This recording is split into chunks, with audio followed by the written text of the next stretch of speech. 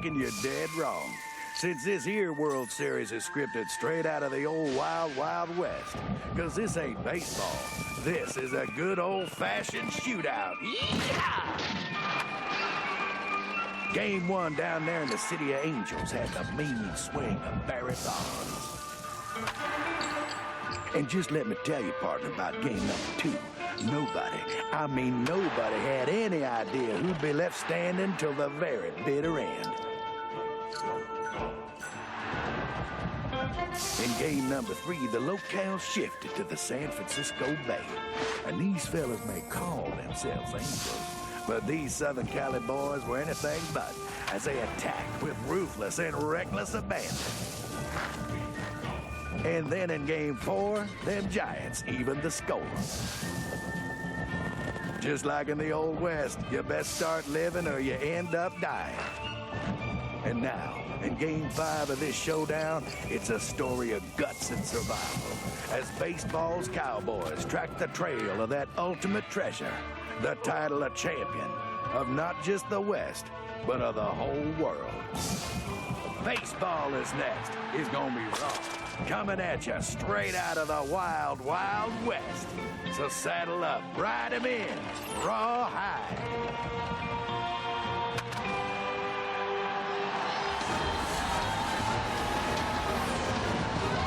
Tonight on Fox, the boats in the Cubby Cove are still afloat. So are the Giants. When the bell rang after Game 4 showdown by the Bay, we were once again reminded why the Giants and Angels are called wild cards. Because anything can happen.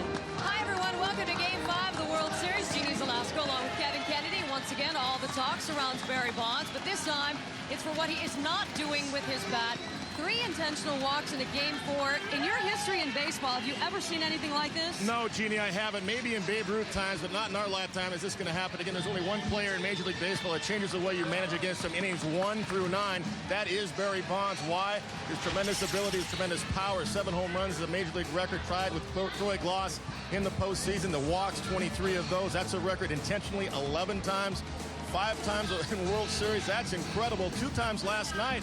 They walked Barry Bonds early with big innings potentially on the horizon, only to have Benito Santiago ground into double plays to end those rallies, and it paid off last night for Mike Scioscia, although Santiago got him later on.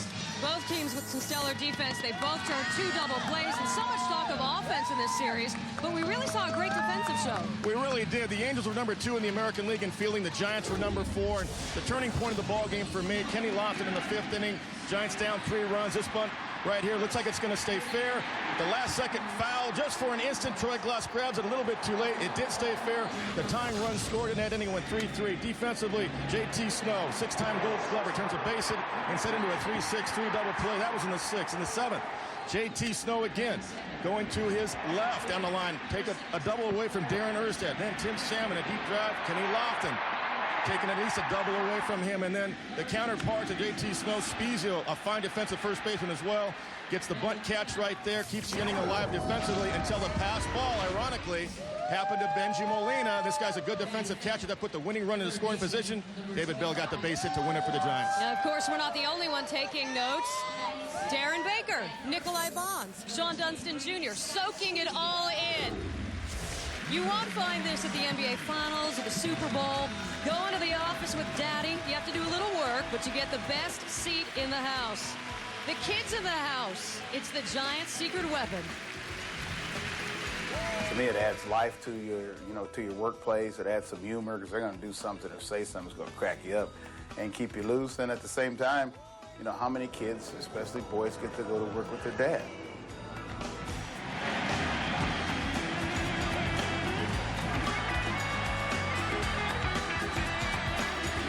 Being around your family and around your father, it really helps you respect the game of baseball when you do get in the game. So I think if our kids do make it, they will respect the game and know how to play the game.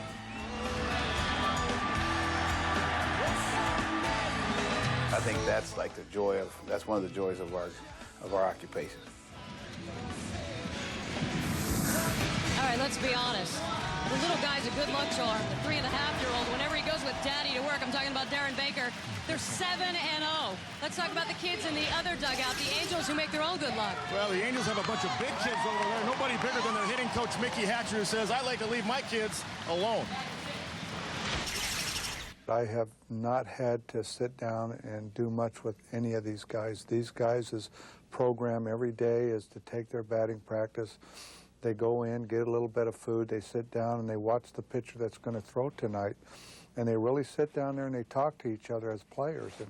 And that's what I want. I want these guys as players talking together instead of having the hitting coach always putting things in their head, because these are the guys that are going out there between the lines and playing. They need to learn how to make the adjustments. They need to be their hitting coaches. Well, the adjustment the Angels are going to have to make tonight is a power pitcher, Jason Schmidt. 97-98 fastball. No finesse from this guy. However, as we've said before, the Angels, the best fastball hitting team in Major League Baseball. And quickly, Jared Washburn.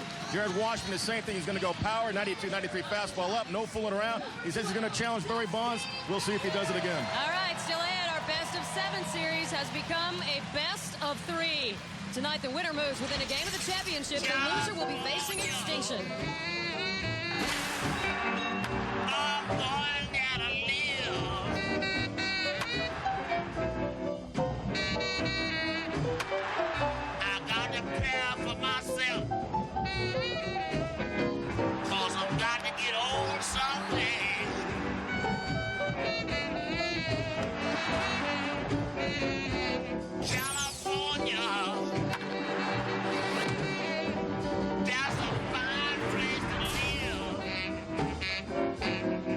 To San Francisco before the start of Game 5, and now for the introduction of tonight's national anthem, let's join public address announcer Rennell Brooks Moon.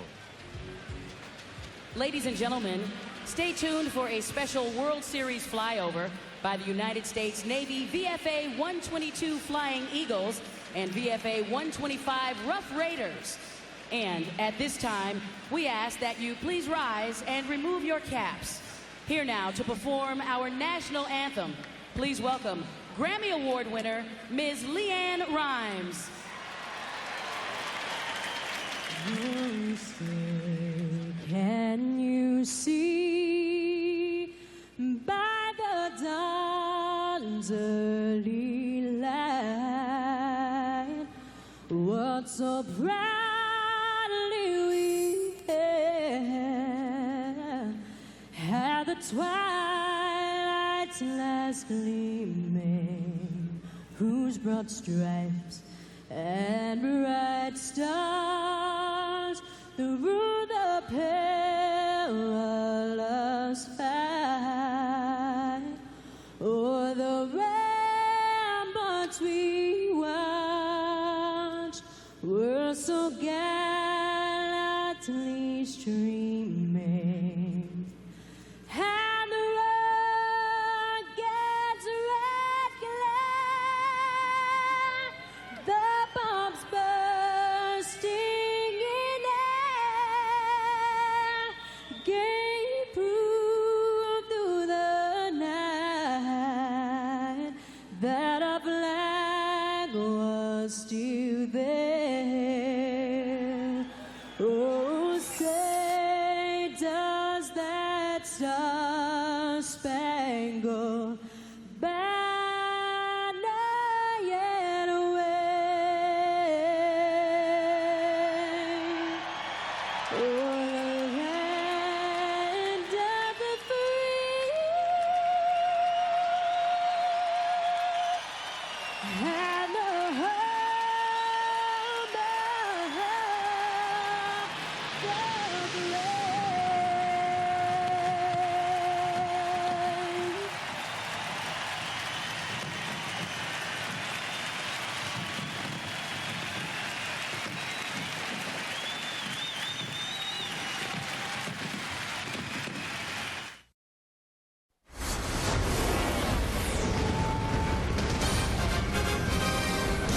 Welcome back to the World Series. Welcome back to San Francisco in Game 5 of the 2002 World Series, the Anaheim Angels and the San Francisco Giants. Welcome to the booth, I'm Joe Buck. Tim McCarver in just a moment. Well, obviously a big win last night for San Francisco to even this series at 2 games apiece, coming back down early 3-0. The Angels' bats were finally quieted down a bit by the San Francisco pitching, and now as you look ahead, you may give the slight edge to the San Francisco Giants with the pitching matchups the rest of the way. And Tim McCarver, you look at this World Series, really the best pitched game that we've seen came in Game 1 with Schmidt and Washburn hooking up, and they have a rematch tonight in Game 5. And when you look at the whole season, these two teams have played 175 games apiece. The one who wins the next 2 of 3 is going to be the world champion. As far as both managers are concerned, they're shying away from talking about Game 7, and it's understandable because if they talk about Game 7, then they're conceding the fact that they're going to lose one of the next 2. As far as the pitchers are concerned, this is a good park to be the types of pitchers that are pitching tonight. They're both fly ball pitchers, and as everybody knows, the ball does not carry here at Pac Bell. We have established that fact. This is Game 5. Away we go. We're glad you're with us tonight on Fox. Well, this World Series will come to a close in Anaheim, and these Giants fans are making some noise for the final time in 2002 Game 5 with this series even at 2 apiece. The Giants take the field, and it will be Jason Schmidt right in the heart of it all, ready to take on this Anaheim Angels lineup. Just as a reminder, coming into this World Series, something we talked about, the first World Series since 1989 for the Giants, since ever in 42 seasons for Anaheim, an expansion franchise in 1961. The last World Series title for the Giants, it came in New York in 1954 when there was a 4-game sweep of Cleveland. And active players with World Series experience coming in, only 5 for the Giants, none for the Anaheim Angels. Jason Schmidt ready to go. The winner of Game 5 in a series tied 2-2 has won 26 of the 39 World Series. That's on the line tonight as Schmidt gets ready. Here's the lineup for Anaheim. David Eckstein will lead it off. Darren Erstad bats second. Tim Salmon hits third in right field. Then in the middle, Garrett Anderson, Troy Glaus, and Scott Spezio, the first baseman. Adam Kennedy back in the starting lineup for Anaheim with Benji Molina, the catcher, and Jared Washburn, a career 5 out of 14 hitter, pitching and batting ninth. Here's Schmidt. Last couple times out in the postseason, Tim, he has been dominating. Dominating against the Cardinals, and he pitched very well in Game 1 against the Angels. Fastball early in the count. That's where Benito Santiago has helped him this year, also early in the game. A vastly improved changeup that acts like a splitter. Wild high with the fastball early can be a problem, so we'll keep an eye on that.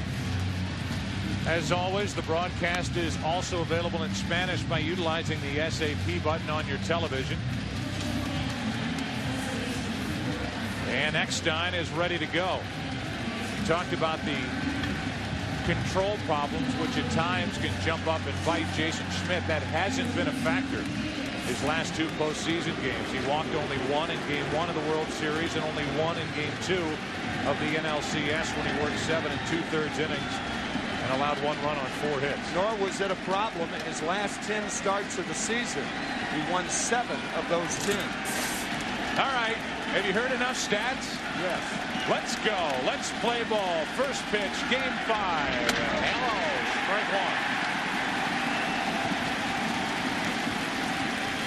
Eckstein, Erstad, and Salmon.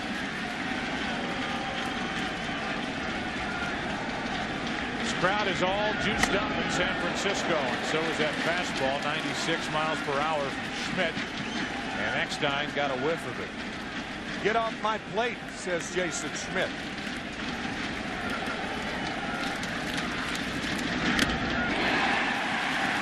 Ball, 2 strikes.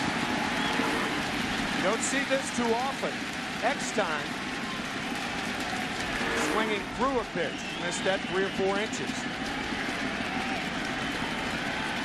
The numbers from the start in Game 1 for Schmidt. And there's Eckstein up to get a piece of that 97-mile-per-hour pitch. You would think that we will see more of the same that we saw in Game 1 with this matchup, Schmidt and Washburn. Starting pitching in this World Series has been poor on each side.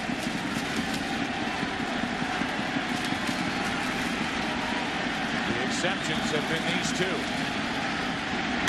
A little floater into center field, a 1-2 pitch, and Eckstein is on with a leadoff hit. You can give into a hitter in different ways. After 4 fastballs, a little slider to Eckstein. Santiago wanted it away, and Eckstein won the waiting battle. Little swing by Eckstein, who's choked up on the bat. 2 strikes. Little punch shot.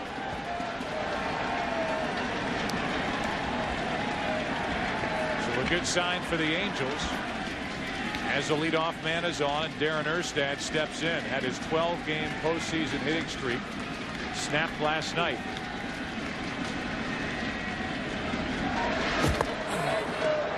It's a 4-3 win for San Francisco. And the Anaheim Angels, who got a run in the second, a run in the third, sent the minimum to the plate the rest of the night. Good work between Reeder, Felix Rodriguez, Tim Worrell, and Rob Nen. Check swing, and that'll get out of play. Strike 1. Lackey was the starter for Anaheim. He lasted 5 innings, allowed 3 runs on 9 hits. And there's a chance that he may be called upon to come back on short rest in Game 7 if this series goes that far. Ramon Ortiz, 29-year-old right-hander, has tendonitis in his right wrist. Eckstein has drawn 2 throws. He has stolen 1 base in this postseason. Eckstein a threat to steal. We've said it many times. Speed slows down the game.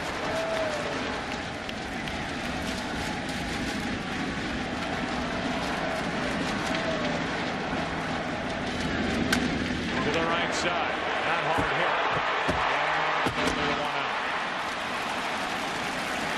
A force out 4-6.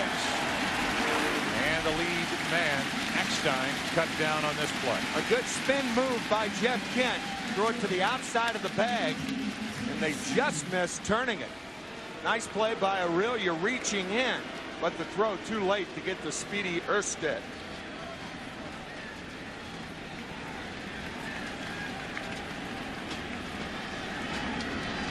Aurelia able to hang in there, reaching across his body for that throw with Eckstein bearing down on him. Now Erstad on with 1 out.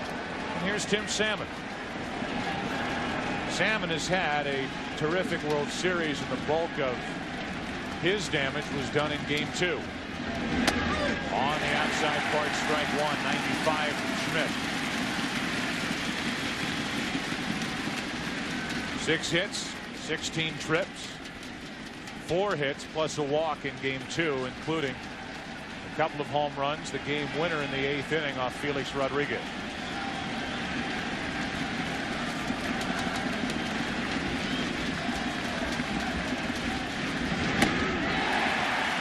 Cannot hit Jason Schmidt up there. It's 0-2. Look, you're either going to swing through it, pop it up, foul it off. This is a 4-seam fastball. Blazer.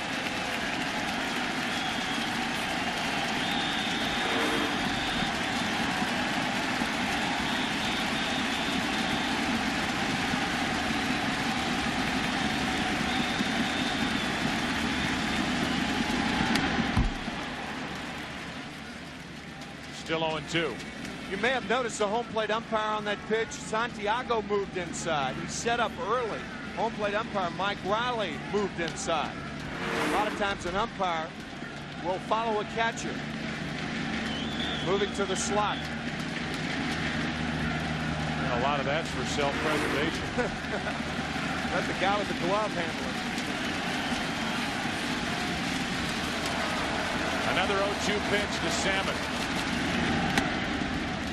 Schmidt has stayed upstairs, and this time Salmon able to stay away from swinging at it. 1 ball, 2 strikes.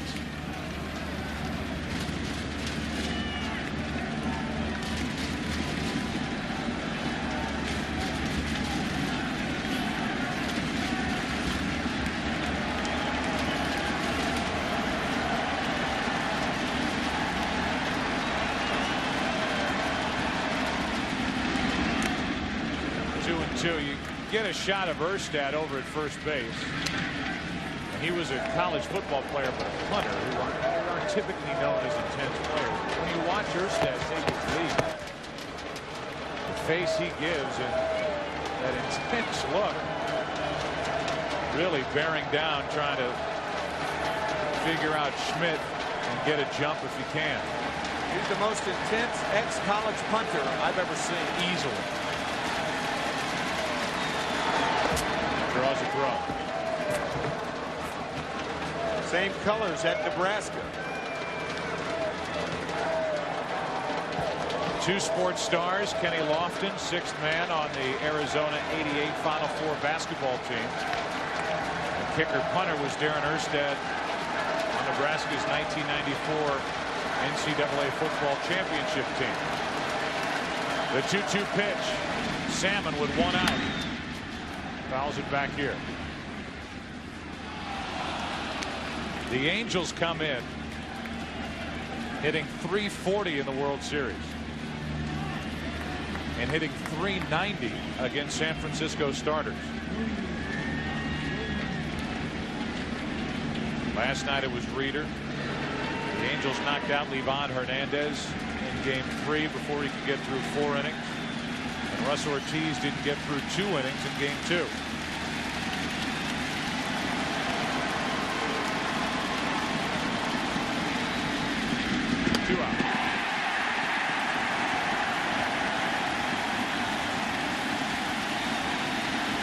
This is a circle change.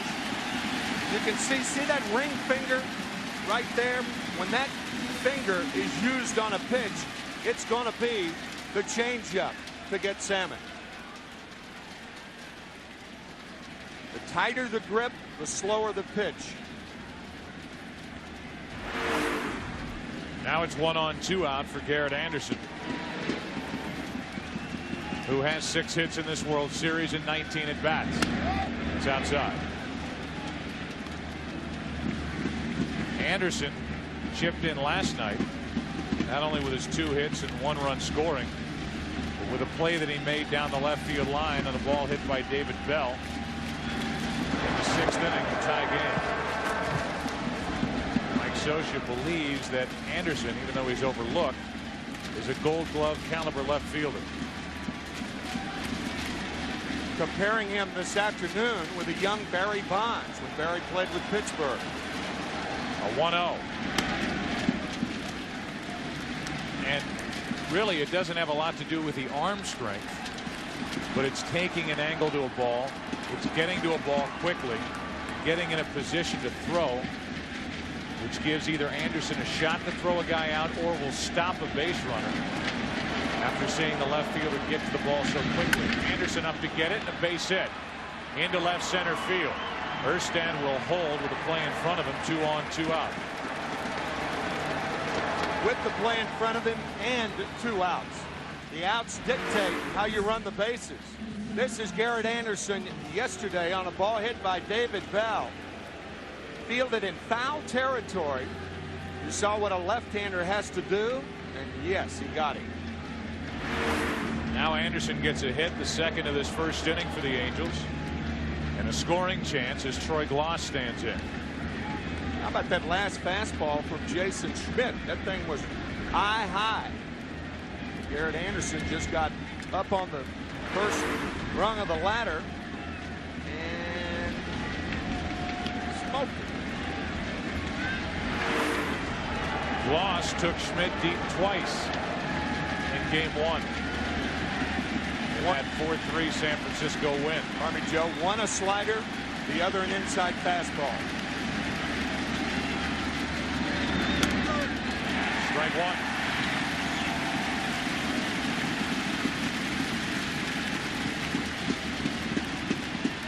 1. Good speed on for Anaheim with Erstad the lead runner at 2nd.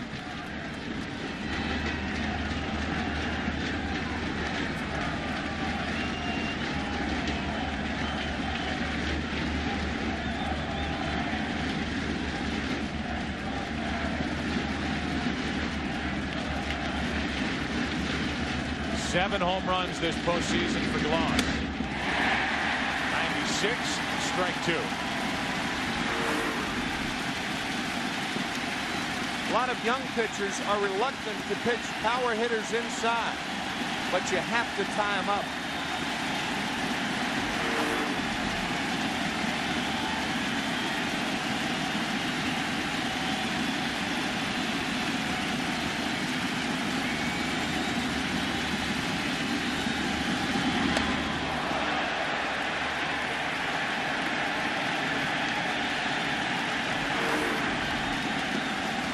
Santiago sitting inside, and that pitch tailing, knocking Gloss down. That's all part of pitching. 1 ball, 2 strikes, 2 on, 2 out. First inning, game 5 with the series even at 2 apiece.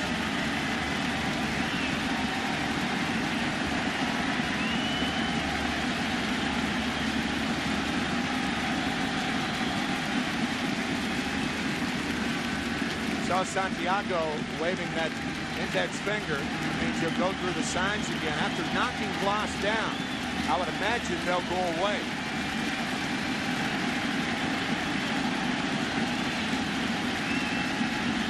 Nope. Still a ball and 2 strikes. So Schmidt and Santiago went away from the oldest formula in baseball. Up and in, down and away. And we'll see if the Giants stay inside or go away from Troy Gloss here with 2 strikes.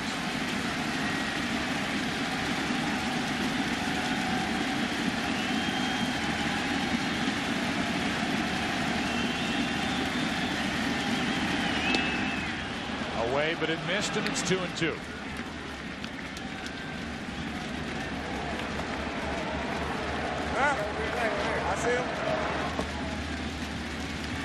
Alfredo Griffin reminding Garrett Anderson to make sure he looks at Erstad.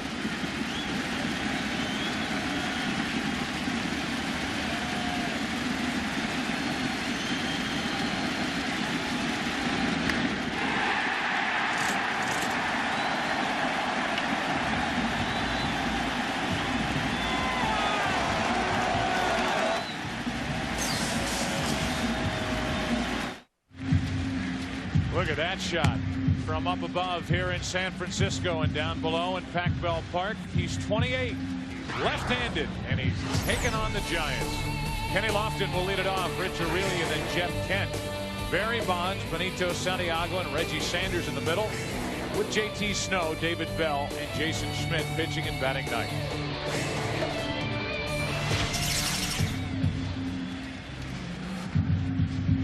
Jared Washburn, 1-1. He was the starter against Jason Schmidt in Game 1 of the World Series.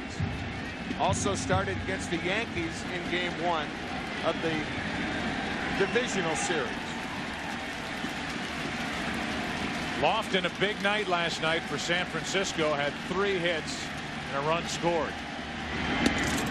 Makes ball 1. Coming into last night's game, Lofton was 1 for 12. As he stands in 4 out of 16, the number is a little better. Ball 2. An 18-game winner during the regular season was Jared Washburn.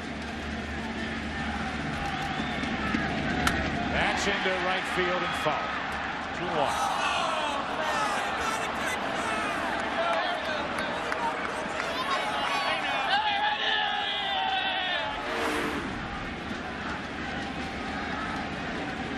Heel of the glove, Tim. Yep. Got to make that play. Facing left field. Lofton on to start the night for the Giants.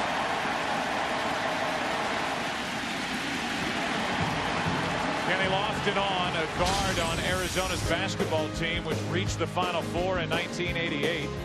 Lofton had 200 career steals and was a teammate of Sean Elliott and Steve Kerr.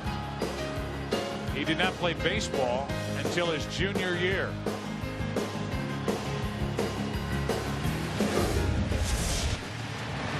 And Kenny is on here in the bottom of the first inning. One of 2 athletes to appear in the NCAA Final Four and the World Series. Tim Stoddard the other. To the surprise of many, Rich Aurelia has sacrificed in the first inning. He's done it 2 games in the postseason. Against a left-hander, I don't think that's a good idea. He does show it and takes a ball. The other argument would be with Schmidt pitching, the ability to shut a team down, and if not shut them out, slow them down. Getting an early lead and getting a run on the board might be beneficial. Just showing bunt on the first pitch. We'll see if the Giants stay with it. Change it up. The 1-0 delivery. The change, and Aurelia flies one into right center field. Long run. Erstad makes the catch, and Lofton is all the way around the second base bag. A race back, and he's there with 1 out.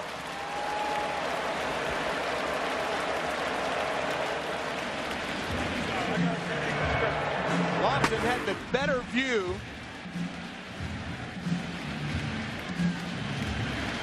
And he rounds the bag at second base. Right there, now the view, he decides that's going to be in there. Oops, turns on the brakes, has to touch the bag coming back, and the throw toward the second base side, and Kenny's safe. Ball had too much hang time. Nice base running by Lofton. It's another result of those wind currents you talked about, the ball holding up out in right center field, and instead of getting down, it hung up, and Erstad made a good play. Yeah, that's why it's good to be a fly ball pitcher in this ballpark. Jeff Kent now. Runner at first with 1 out, no score, bottom of the first. Strike 1 from Washburn. Vote now using PCS Vision from Sprint, or log on to foxsports.com with our Sprint Virtual Manager question. How should the Angels pitch Bonds tonight? Walk him, challenge him, or work carefully to him? 1 on, 1 out. In for a strike, and obviously that question leads everybody to think about the situation. Sure. The situation dictates how Mike Scioscia and the Angels will pitch to Bonds last night, intentionally walking Bonds in his first 3 plate appearances because they could. 1 on, 1 out. Ball 1 to Kent. Kent, a frustrating night last night, especially at the start. At first and third, nobody out in the first inning and struck out. At second and third, nobody out and lined out. But then did chip in with a sac fly to right in the 5th. The inning in which the Giants got 3 to tie the Angels.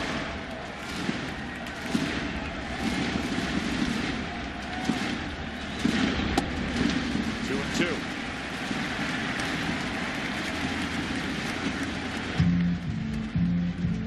Interesting way of holding Lofton on. Getting off the base. The New York Mets, Bobby Valentine, that is the way he preferred his first baseman to hold runners on. Kenny kind of trying to peek around the right side of Spezio. Just missed from 0-2 to 3-2.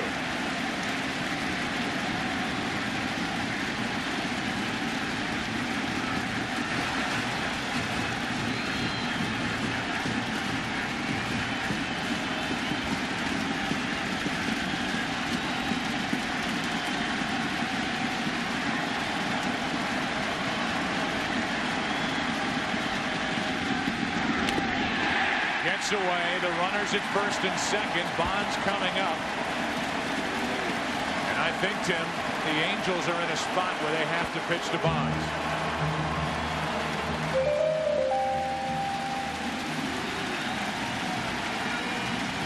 The answer to the question: challenge him, and in this spot with 1 out in the inning and the runners at first and second, I think they will at least pitch carefully, but come after Barry Bonds here in the first. Well, a couple of things. Why wasn't Kenny Lofton running on that 3-2 count? Probably if Kent struck out, they wanted Lofton at first base. But if you can walk Bonds first and third with 1 out, as the Angels did twice last night, why can't you walk him first and second with 1 out?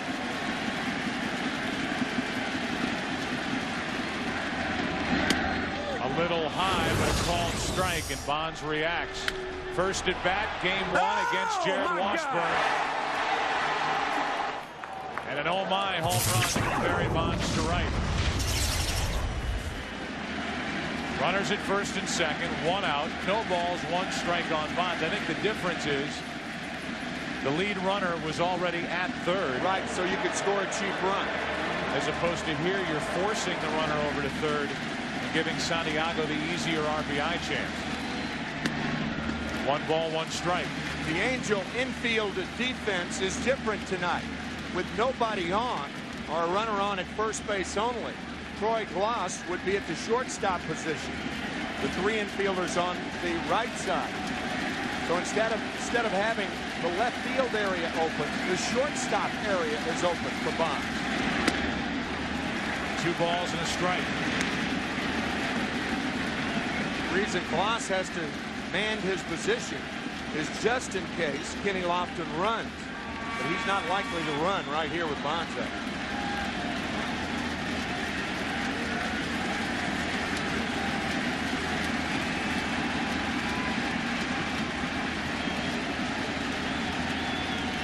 Washburn gave up that game 1 home run to Bonds. It was a solo shot. Washburn gave a shrug after that and a little smile. Different situation here as Bonds rips one into right, and the Giants take the lead. Lofton will score. Kent will be held at third. RBI double, 1-0 Giants.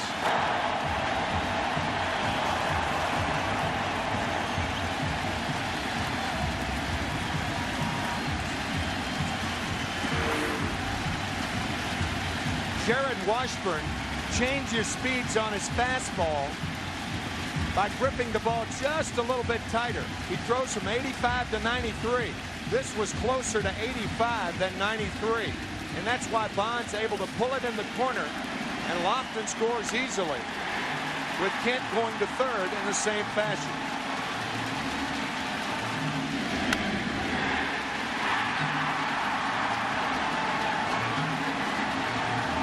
Four hops and off the wall and right. And Barry Bonds gets an early chance.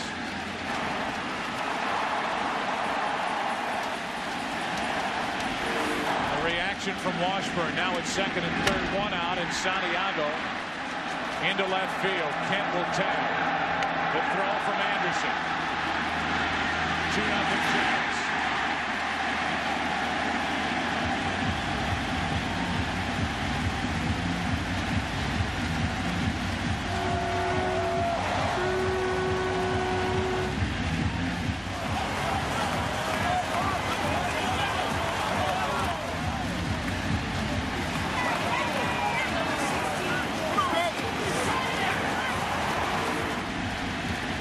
Santiago.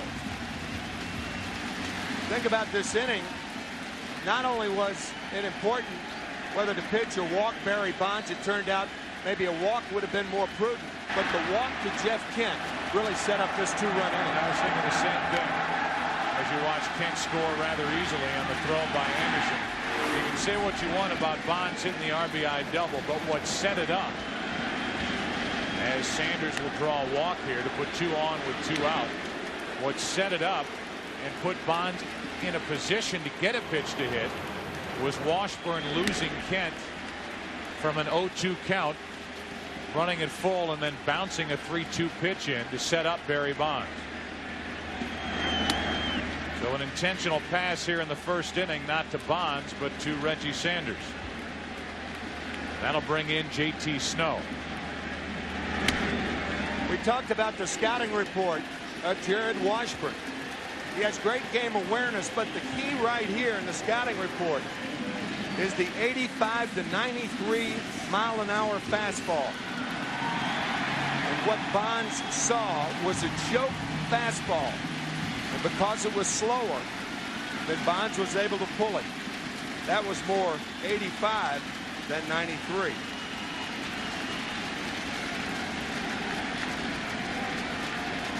Now JT Snow. Snow hit a home run the opposite way in Anaheim against Washburn in game 1. 2 on, 2 out. And a strike hits the inside corner.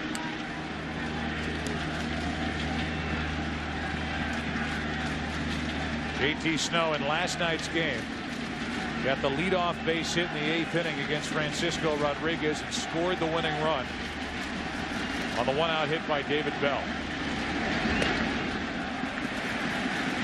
1 ball, 1 strike. Bonds the lead runner, and Reggie Sanders, who got the walk, is on at first.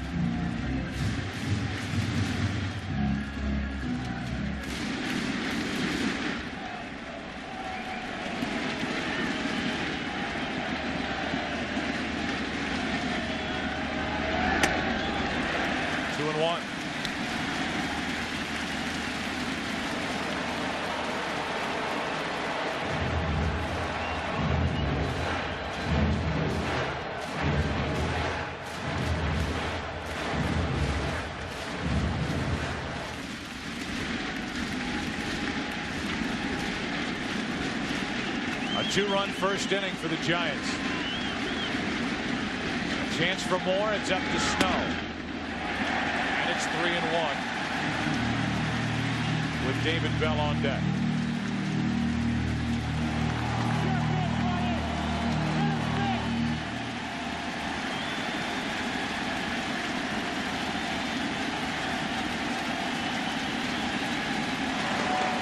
This could be a similar pitch on which JT Snow hit the home run in Anaheim. Fastball away.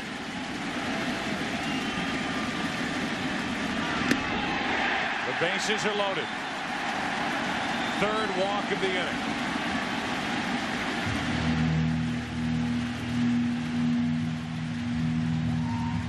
David Bell will be the hitter.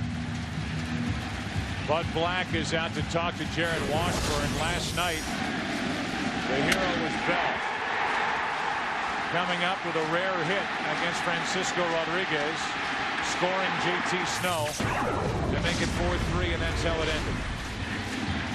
And now Bell with a chance to make this a huge first inning for San Francisco.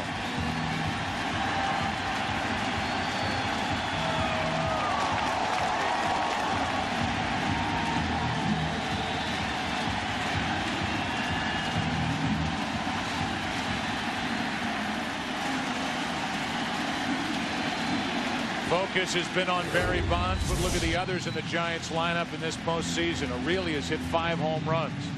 Santiago 13 RBIs. And the NLCS most valuable player, Lofton 16 hits. Snow with 16 hits. And David Bell, the man at the plate, with a game-winning RBI last night. Bases loaded, 2 out, ball 1. And Washburn is wild at the start. And the deeper in the count he goes, the more David Bell can look for a fastball middle of the plate in his strength. Bonds, Sanders, and Snow, the runners.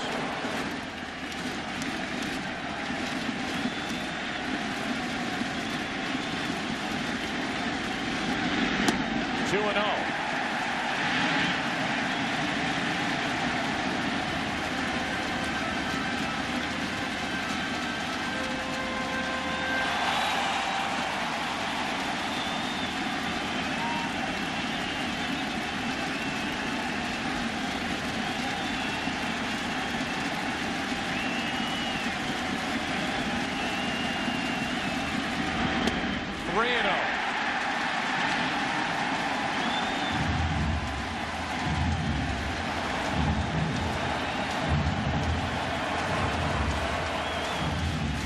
Normally, with the pitcher on deck, you would be hitting 3-0, but the bases are loaded.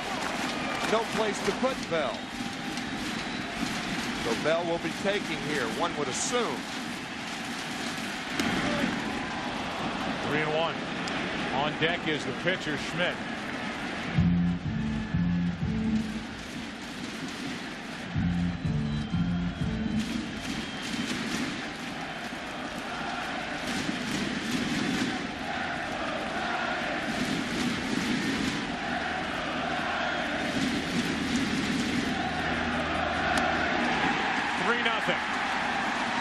Bases loaded, walk to David Bell, and it's been a 3-run first inning for the Giants. Prior to that at bat, Bud Black paid a visit to his left-handed starter Washburn and had this to say. Get that leg up, bring it over the rubber. Gather yourself. Yes. Put your eyes on the glove. All right? This is where you got to make a couple pitches now. You got to keep it right here. All right? Now Schmidt, the pitcher, takes a strike. What Bud Black was talking about, push off your back leg and don't drift. A lot of pitchers drift toward the plate. Stay back, release the ball. A 4-walk first inning for Jared Washburn, who runs into 0-2 on Schmidt, who's a career 101 hitter with 14 RBIs. Barry Bonds, one of only 2 hits in this 3-run first inning for San Francisco.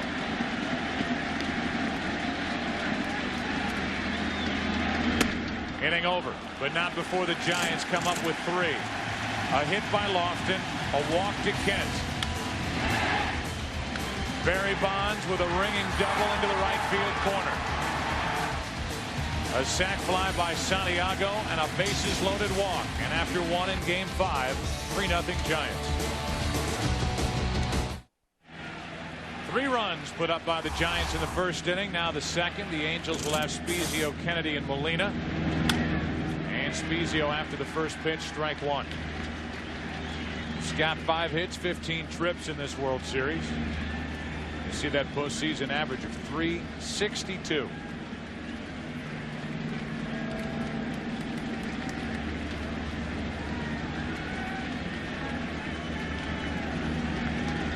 Schmidt got around 2 hits in the first inning. Spezio is in the hole 0-2. Joe, how odd was that first inning? The Giants batted around. They walked 4 times, and one of them wasn't Bonds.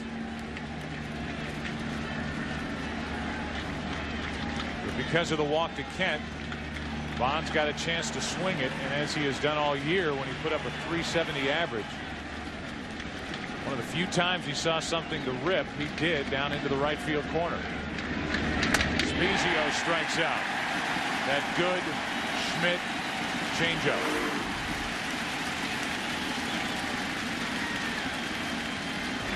Hitters have to cope with both the fastball that hard and the changeup that slow. It's tough. 3 strikeouts now for Schmidt. Now it's Kennedy, who didn't start in last night's game. He came in the 9th inning as a pinch hitter for Gill. Took the first pitch from Rob Nen and singled into right. It's the tying run on base, but Fulmer bounced into a game-ending 6-3 double play. And a leg straightener from Schmidt makes it ball 1.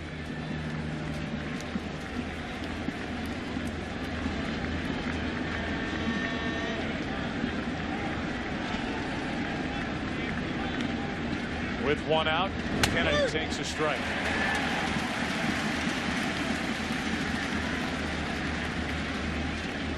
You look ahead in this World Series and really question marks on each side with regard to their starting pitching selections.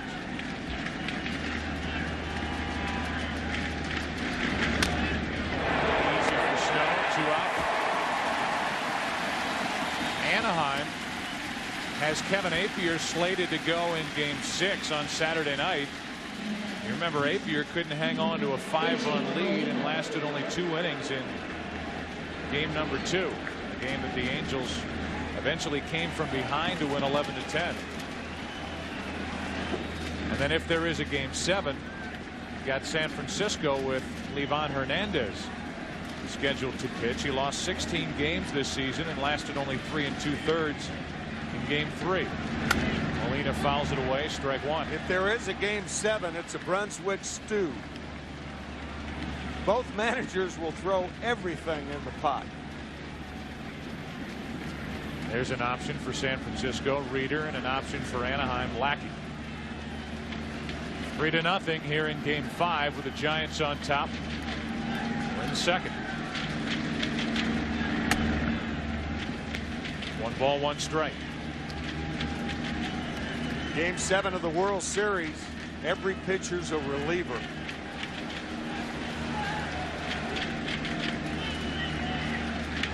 A 1-1. Breaking ball in for for strike 2. Talked about a leg straightener to Adam Kennedy. Here's a leg straightener to Molina with the breaking ball.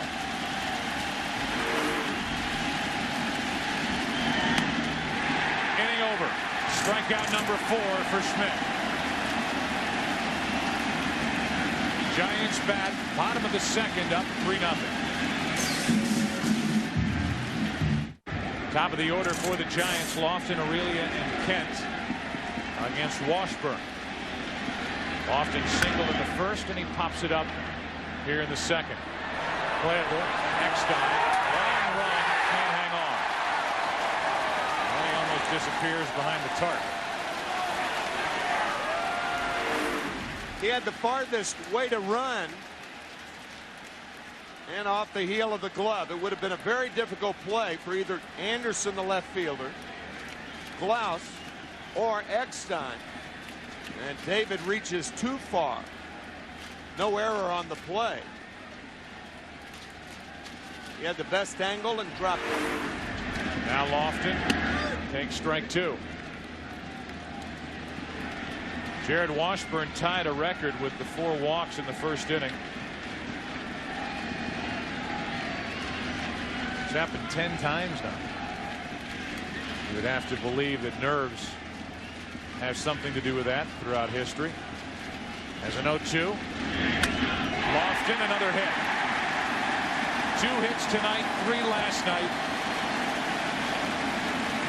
Starting the inning well for the Giants with Aurelia, Kent, and Bonds coming up. The final piece to the Giant puzzle this year. Brian Sabean, the general manager, picking up Kenny Lofton with postseason experience on July 28th from the Chicago White Sox. We said earlier in the playoffs that no matter what the 2 kids do, that Sabean and the Giants gave up to get Kenny Lofton. The Giants end up winning the World Series, and Lofton's a big part of it. That trade will always be justified by fans in this area. Sure. Brian Sabean, also unsigned past this year, as is the manager Dusty Baker. Sabean has been very open about the fact that he wants to remain here with San Francisco. Aurelia into right center field, diving catcher, stand 1 out.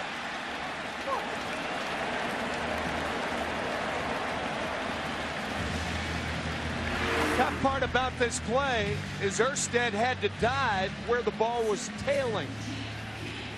Ball hit by a right-hander, tailing into right center. Nice play, Darren Erstad.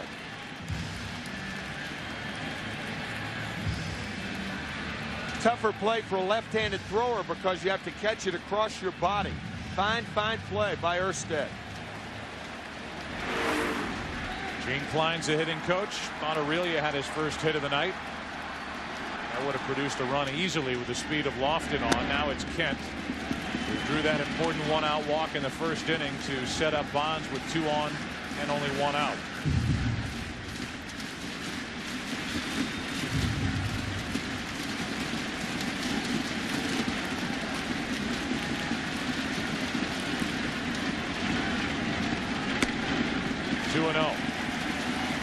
Realize that Barry Bonds and Jeff Kent barely speak to each other and have been surprisingly public about the fact that they don't get along at all.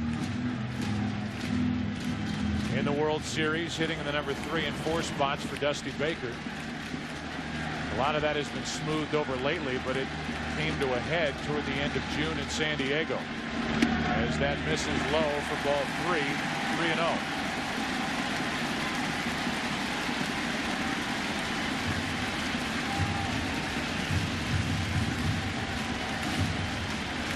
Two difficult personalities, and the 2 clash in the clubhouse, but fit well for each other in this lineup on the field. And a 3-0 is in for strike 1. Yeah, you don't have to like a teammate if you like what he does on the field.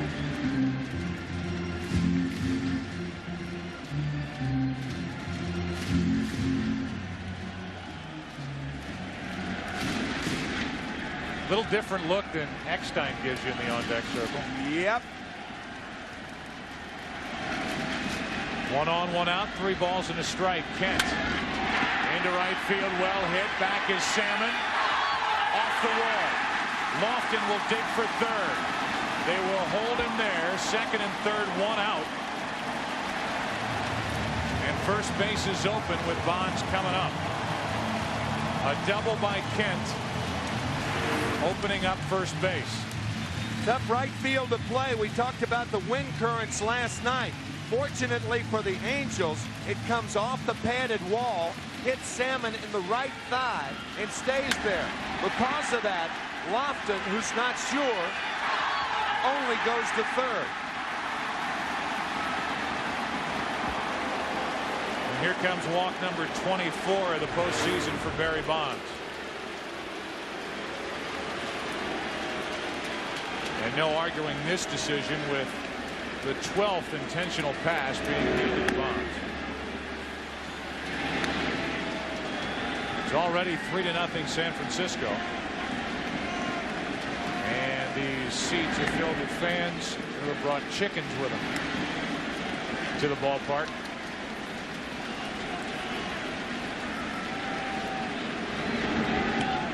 There's ball 4 to load him up for Santiago.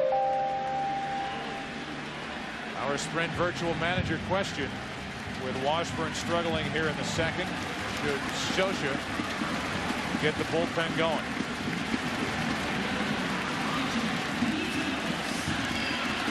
Bases loaded with 1 out, and Santiago with yet another opportunity to hurt the Angels. Grounded into 2 double plays his first 2 times up last night, and delivered an RBI single his 3rd time up.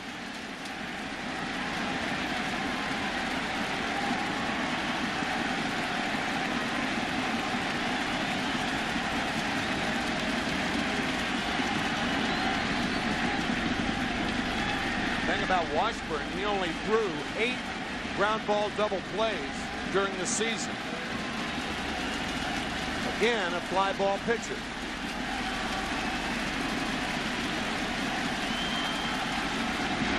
Into center field, a hit for Santiago. In to score is Lofton. The throw to the plate. Kent is safe. The runners move up to second and third, and it's 5-0 Giants.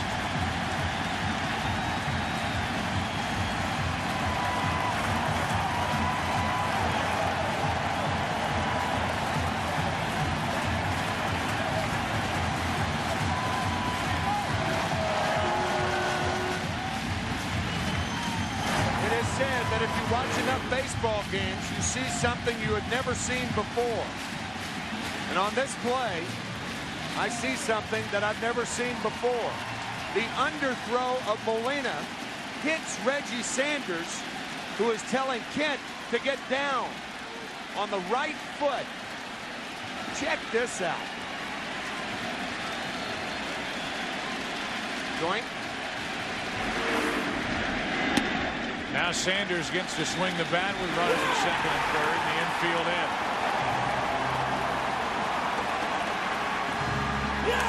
I think because no damage, no further damage was done, the umpire's ruling is to leave the runners where they are. But if it goes in the dugout, it would have been interesting to see what the ruling was. It would have been. 1 ball, 1 strike.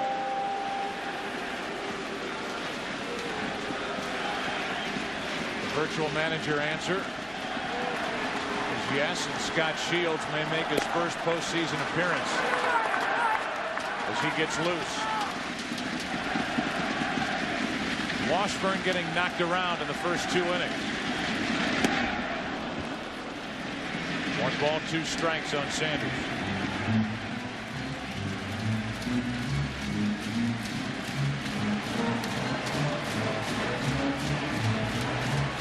Off Santiago's bat, a single, 2 RBIs, E8 on the throw that got away to allow Santiago to get down to second base. 2-2 on Sanders. You have a 5-run lead on a ground ball to the infield, even though the Angel infield is in, you really should send the runner from third base. Got a left-hander on deck. You have a 5-run lead. You're willing to take a chance.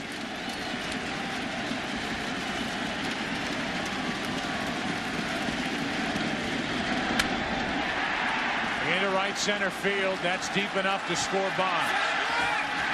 He tags and scores. Santiago tags and goes to third. It's 6-0 San Francisco.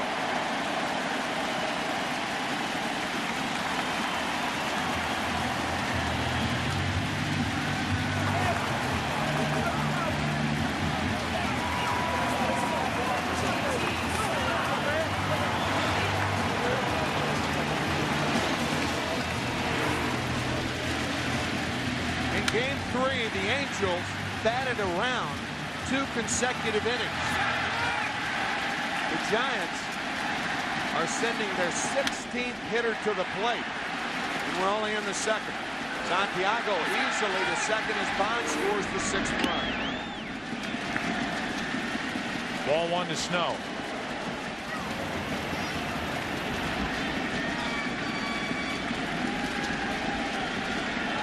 Runner at third, 2 out.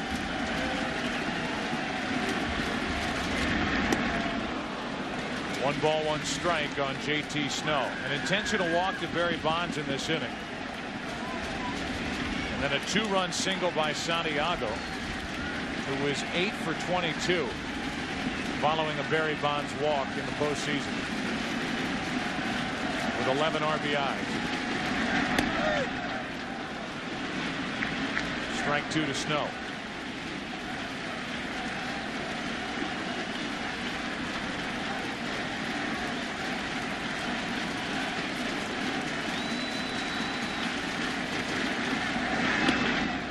Just outside. 2 balls, 2 strikes.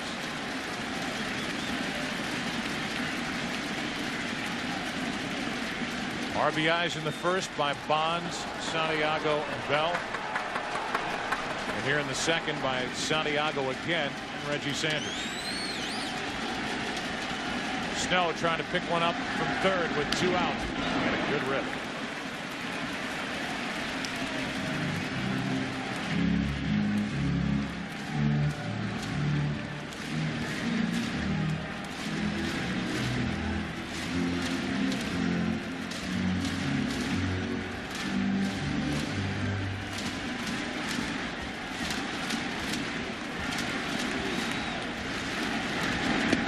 Full count.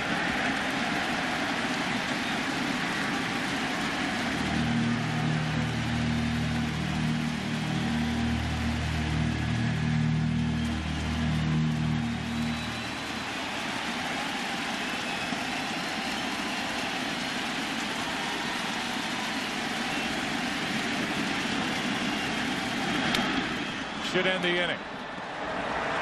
Shallow left center. Erstad will put it away. And the Giants are finished in the second. Another 3 runs put up. Eckstein couldn't catch the foul ball, and then Lofton later in that at bat started the 3-run rally with a base hit. Santiago delivers after the walk to Bonds, and after 2, 6-0 Giants. The Rock. Alcatraz. Kind of reminds you of April 15th. Make sure you pay your taxes. Here's Jared Washburn, the pitcher, staying in to hit. Ball 1 high from Schmidt. Washburn, a career 5 for 14 hitter. 357 average, 2 RBIs, and a strike on the outside corner.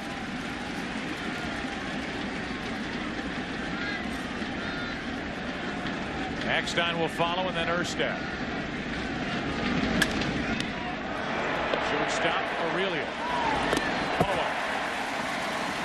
5 in a row retired by Schmidt after getting around a leadoff single and a 2-out single by Anderson in the first. Only in the 3rd inning, and with Mike Scioscia allowing Washburn to hit here in the 3rd. He is certainly concerned about the bullpen, the overuse of the bullpen, even though they have the off day tomorrow. But Washburn a good hitter. We even talked about it between innings, saying maybe it would be right to allow Washburn to hit and then still bring in Scott Shields. That way you save a pinch hit in case you get close. Eckstein with 1 out. Takes the ball. Erstad next.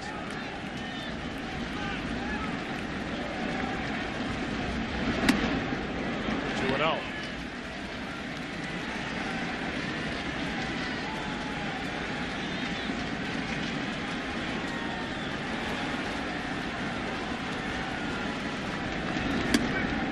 That's wide. 3-0. Again, one of the strengths for Jason Schmidt this postseason has been limiting walks, throwing strikes. He delivers a 4-pitch walk with 1 out to Eckstein to bring in Erstad, who made a diving catch in the bottom of the second to rob Aurelius, something that Angels fans are used to seeing. I take more pride in defense than I do in anything. Anytime you can pick up one of your teammates, beat a pitcher, you know he's out there battling, and the least you can do is try and catch the ball for him. So I guess from an offensive side, we know how important 90 feet is, and defensively, you take that same mentality. You don't want to give up 90 feet anytime you can stop that. Erstad takes ball 1. Taking away 90 feet at least. That was the catch on Aurelia in the bottom of the second. And the Angels players will tell you that their team leader is this guy, Darren Erstad, who has 1 error in his last 271 games, and the Angels have had 2 of the best center fielders in the game patrol that spot. Jim Edmonds and Darren Erstad for close to the last 10 years. The 1-0 pitch, 1 on, 1 out. That's 6 straight that have missed from Schmidt. Remember the scouting report, wild high. That's the danger with Jason Schmidt.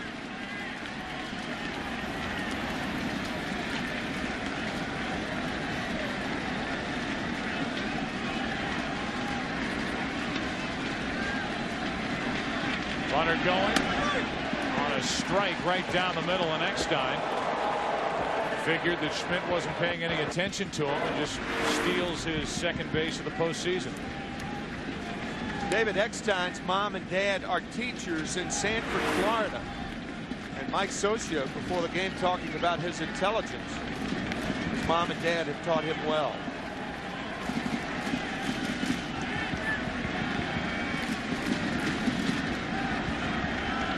On 2-1, Erstad, 2 balls, 2 strikes.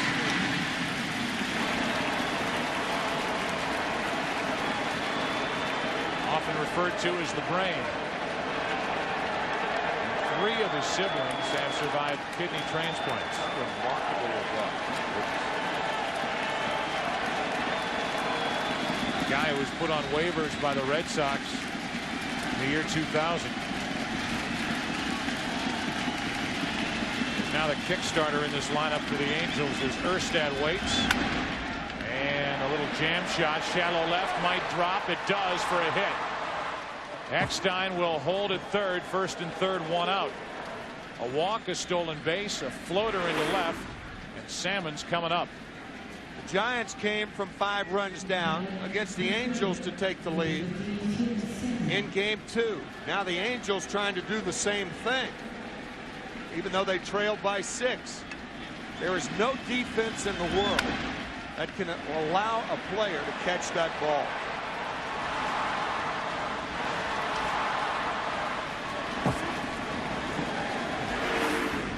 Now Salmon is all of a sudden the Angels have a chance to take a bite out of this 6-run San Francisco lead.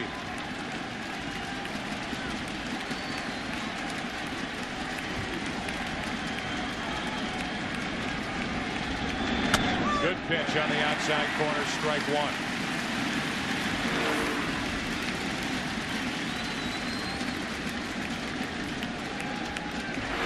Game 1, Salmon was hitless against Schmidt.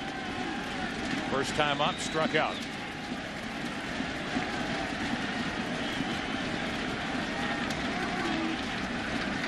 Runners at the corners with one away. And in the dirt. Scooped up by Santiago. 1 ball, 1 strike. And in game 2, Joe, World Series fans and baseball fans will remember that Reggie Sanders hit a 3-run home run against Kevin Hapier on an 0-2 pitch to put the Giants right back in the thick of things.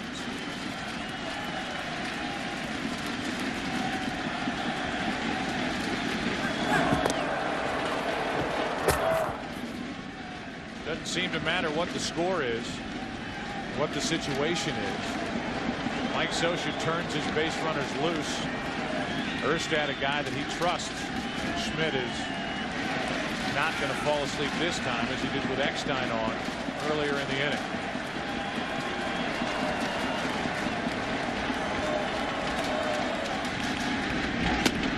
That's low. 2 balls and a strike.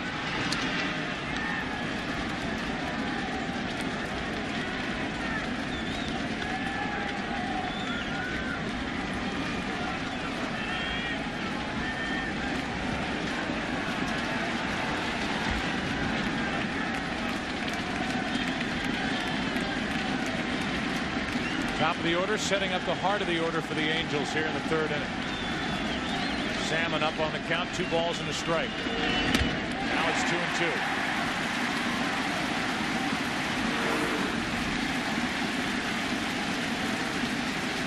That was a 2-seam fastball, usually down in the strike zone. 4-seamer is up in the strike zone.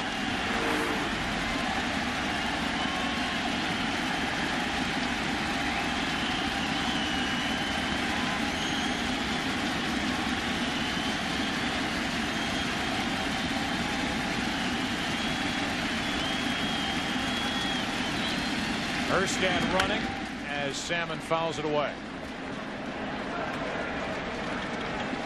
Have you seen a more aggressive team on the bases in the postseason than the Angels? No, not.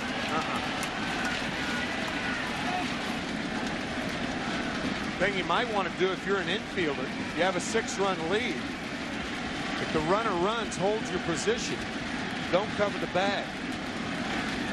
In essence, you're giving up the run on 3rd base and Eckstein, but you're trying to prevent the big inning.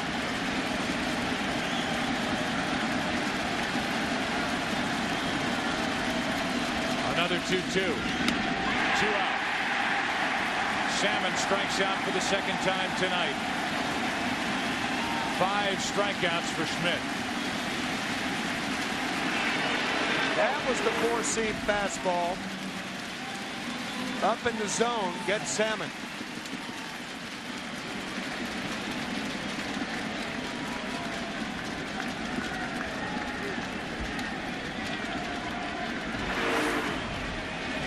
Now the inning is up to Garrett Anderson for the Angels. Anderson singled back in the 1st, took a 95-96 mile-an-hour fastball that was way up out of the strike zone and hit it into center field. That's strike 1.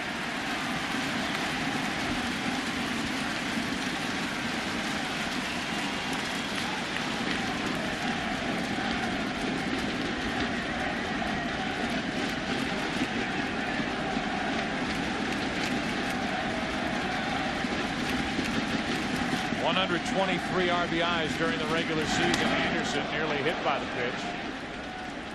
Gets away, but not far enough for Eckstein to score. That's ball 1. Santiago fortunate to just have the ball hang up in the web to slow it down.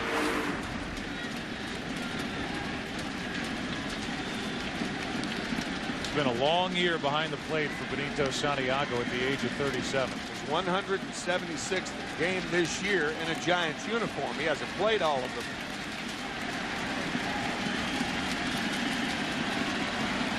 Throw over, and there's that back. There's that very deceptive throw over given by Santiago. Might as well just yell it out. Yeah, just, yo, Jason. Go, Jason. Short to first. Here's a 1-1 to Garrett Anderson. First and third, 2 out. Another changeup from Schmidt. And the Giants are a strike away from keeping it 6-0.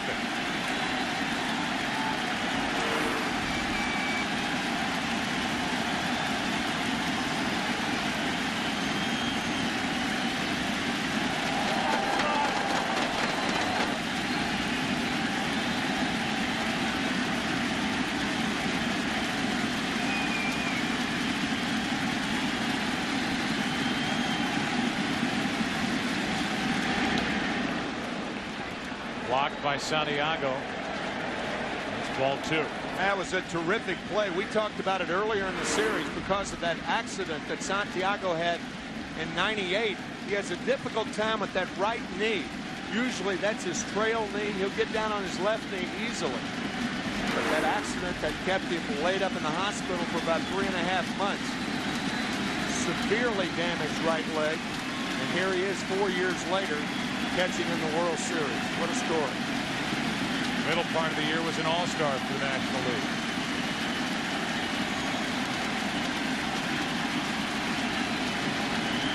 Garrett Anderson, first and third, 2 out. Into right field. Sanders inning over. Jason Schmidt into and out of trouble. He's racked up 5 strikeouts. He has shut out the Angels on 3 hits. And after 2.5, 6-0, San Francisco. The Bay Bridge all lit up on a Thursday night. Here in San Francisco, a breaking ball is in for a strike to David Bell with Schmidt on deck and then Lofton. Washburn has had 2 long, rough 4 innings. To the left side in the hole, Eckstein, no chance. Base hit. Already 6 hits to go with the 5 walks that have been handed out to the Giants. Nice effort by Eckstein. Too much to do to get anybody.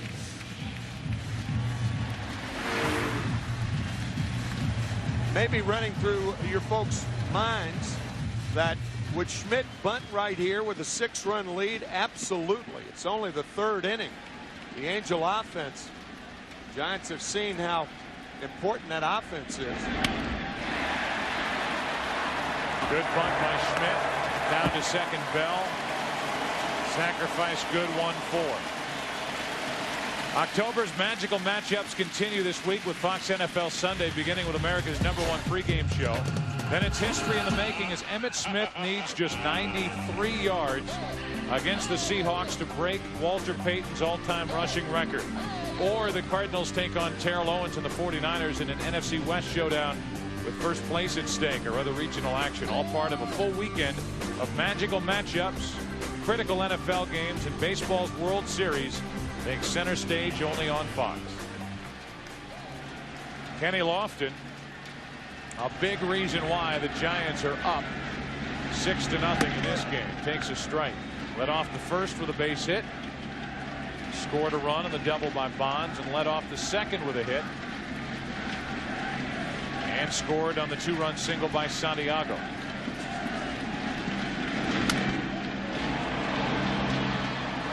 Adam Kennedy takes care of Lofton, 2 away.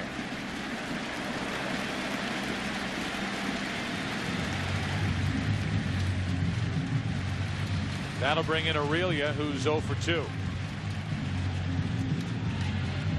Aurelia and Schmidt, the only 2 not in on the fun so far for the Giants, and even Schmidt got down a bunt in this 3rd inning.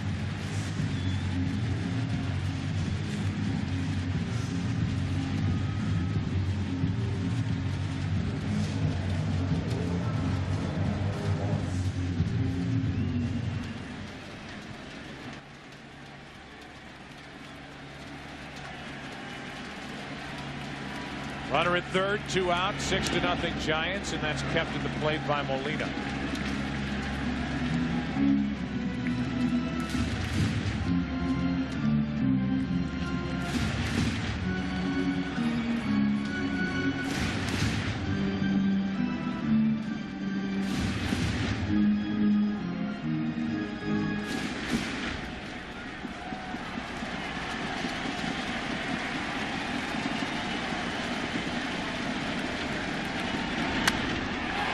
center field, well hit. Back near the track is Erstad to end the inning. That'll do it for the first 3 here in Game 5. It's 6-0 San Francisco with this series even at 2 wins apiece. The World Series on Fox is brought to you by Budweiser, delivering beer at its best with a crisp, clean, and refreshing taste known only to the king of beers. If you take a step back and look at the big picture of what's happened in this World Series, the 11 runs put up by Anaheim in Game 2 to outdistance the Giants, a final of 11-10 and even the series 1-1. Then Game 3, the Angels came in here and put up 10 runs on 16 hits and stranded 15 runners. Only the 3rd team to score 10 or more runs here at this park against the Giants this year. And it looked like the Angels were going to have their way here in San Francisco. They get out to a 3-0 lead early last night. But then from the 4th inning on, the Giants pitching staff faced the minimum. And tonight, they've shut down Anaheim in the first 3 innings and lead 6-0 while they start to put up the runs. It's been a complete reversal as Gloss takes a strike. We're underway in the 4th inning. Gloss, Spezio, and Kennedy. Molina, the number 8 hitter, if anybody gets on, and then the pitcher's spot. No balls, 2 strikes on Gloss. Some of our opening remarks before Game 1, considering the pitching on both teams, obviously the bullpen's very, very important to Mike Scioscia, to Dusty Baker. But last night, a gutty performance by Kirk Reeder after he gave up 3 runs in the 2nd and 3rd inning. But the starters in this series have not done well at all. The Giants enter, even though Schmidt tonight is strong, the Giants enter tonight with their starters an earned run average over 9, and the Angels with their starters an earned run average over 8. That's got to go up with 6 runs scored off Washburn. Leading off in the 4th inning, Gloss strikes out. 6 strikeouts for Schmidt. You can support your favorite team with a Major League Baseball Authentic Collection Premier Jacket featuring ripstop nylon and micro fleece lining. Right. Call 1-866-MLB-GAME or visit MLB.com to order now. Ripstop nylon. Right. Here's Scott Spezio. And there's strike 1. Another odd thing about this postseason in all of baseball, 8 teams started, then there were 4, and now there are 2. No shutouts. Not one shutout in this postseason, but Schmidt has one here.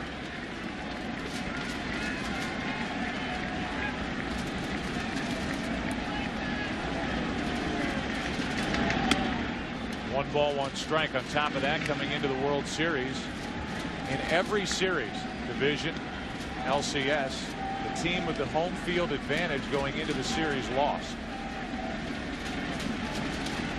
The Angels with a home field advantage going into this World Series, and the count 2-1. These and other nutty facts are available on FoxSports.com.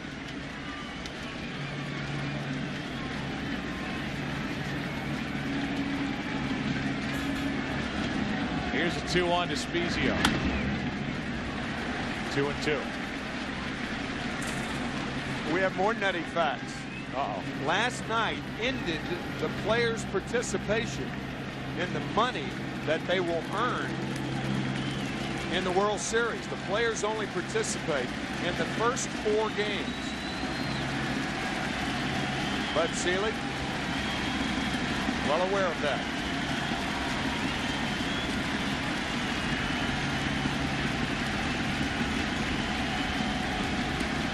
The 2-2.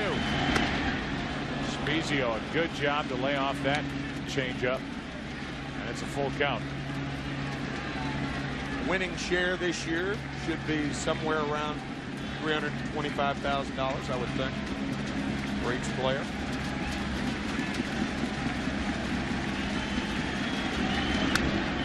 Spiezio stays up there. What was the winning share back in the 60s?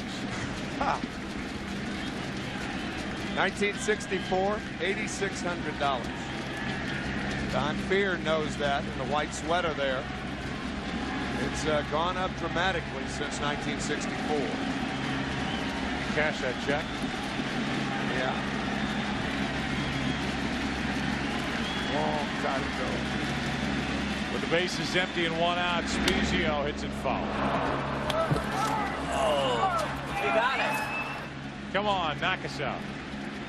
Well, a lot of folks may not know that the players share in only 60% of the first 4 games. Another 10% to the umpires' assessment fund, 15% to the commissioner's fund, and only 15% to the ball clubs involved. But tonight, 85% goes to the ball clubs involved. Spiezio draws a 1-out walk.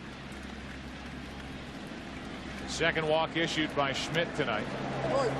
1 on, 1 out with Kennedy coming up. And now with a little action going,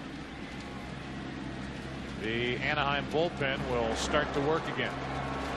Shields again. He was warming up back in the second. The Giants got 3 runs in the first inning. RBI double by Bonds in the mix.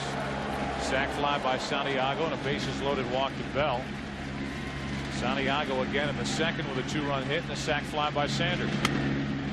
Ball 1 to Kennedy. Here's a guy who hasn't pitched in 3 weeks. Scott Shields, as Dave Righetti will jog out and talk to Schmidt. I think one of the messages from Dave Righetti to Jason Schmidt: walks create multi-run innings.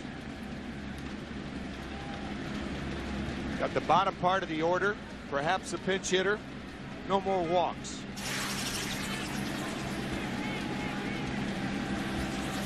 This Sunday, Emmett goes for the record against the Seattle Seahawks, 93 yards shy of the NFL's all-time rushing record.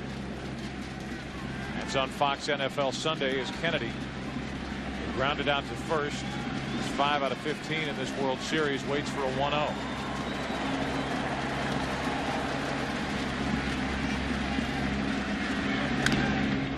Ball 1 strike. Terrell Owens. A Sharpie tucked in his sock.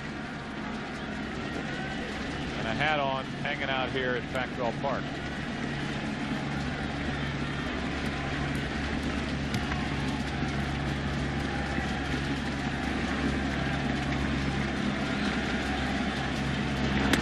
That's too far inside.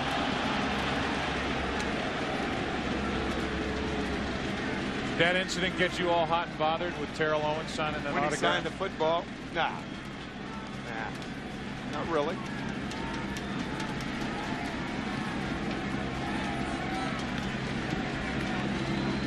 Man, they're talking about you on Fox. Terrell, get your Sharpie out right now.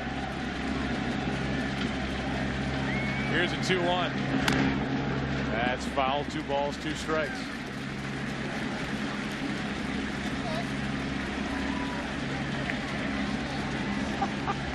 You're on television. It's the World Series. The lady in front of him.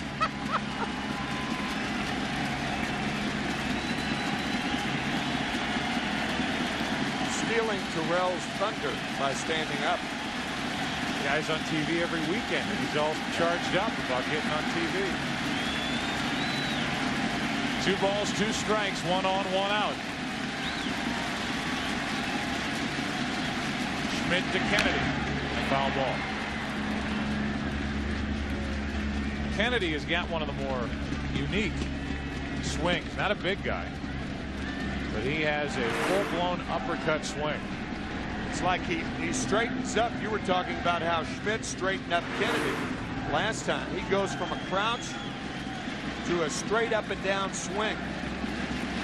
Seems to swing over a lot of pitchers. That's why he hooks a lot of balls in the first base dugout. Another 2-2 from Schmidt. Like that.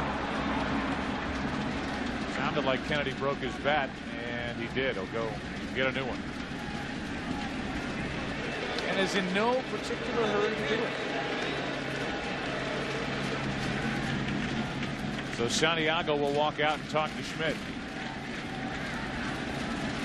They asked Jose Molina, the brother of Benji Molina, two catchers for the Anaheim Angels, what the presence of a guy like Santiago means at his age, being such a vital part to the San Francisco team. Benji Molina, who's on deck right now, his brother Jose was actually on the Cubs team when Santiago was there. We got a chance to learn from him directly. Runner goes as Kennedy fouls it, and one of the questions was answered in a pregame press conference that the Molina brothers all tried to copy how Santiago threw from his knees. He did it as a rookie back in 1987, and he still does it today. What, 15 years later?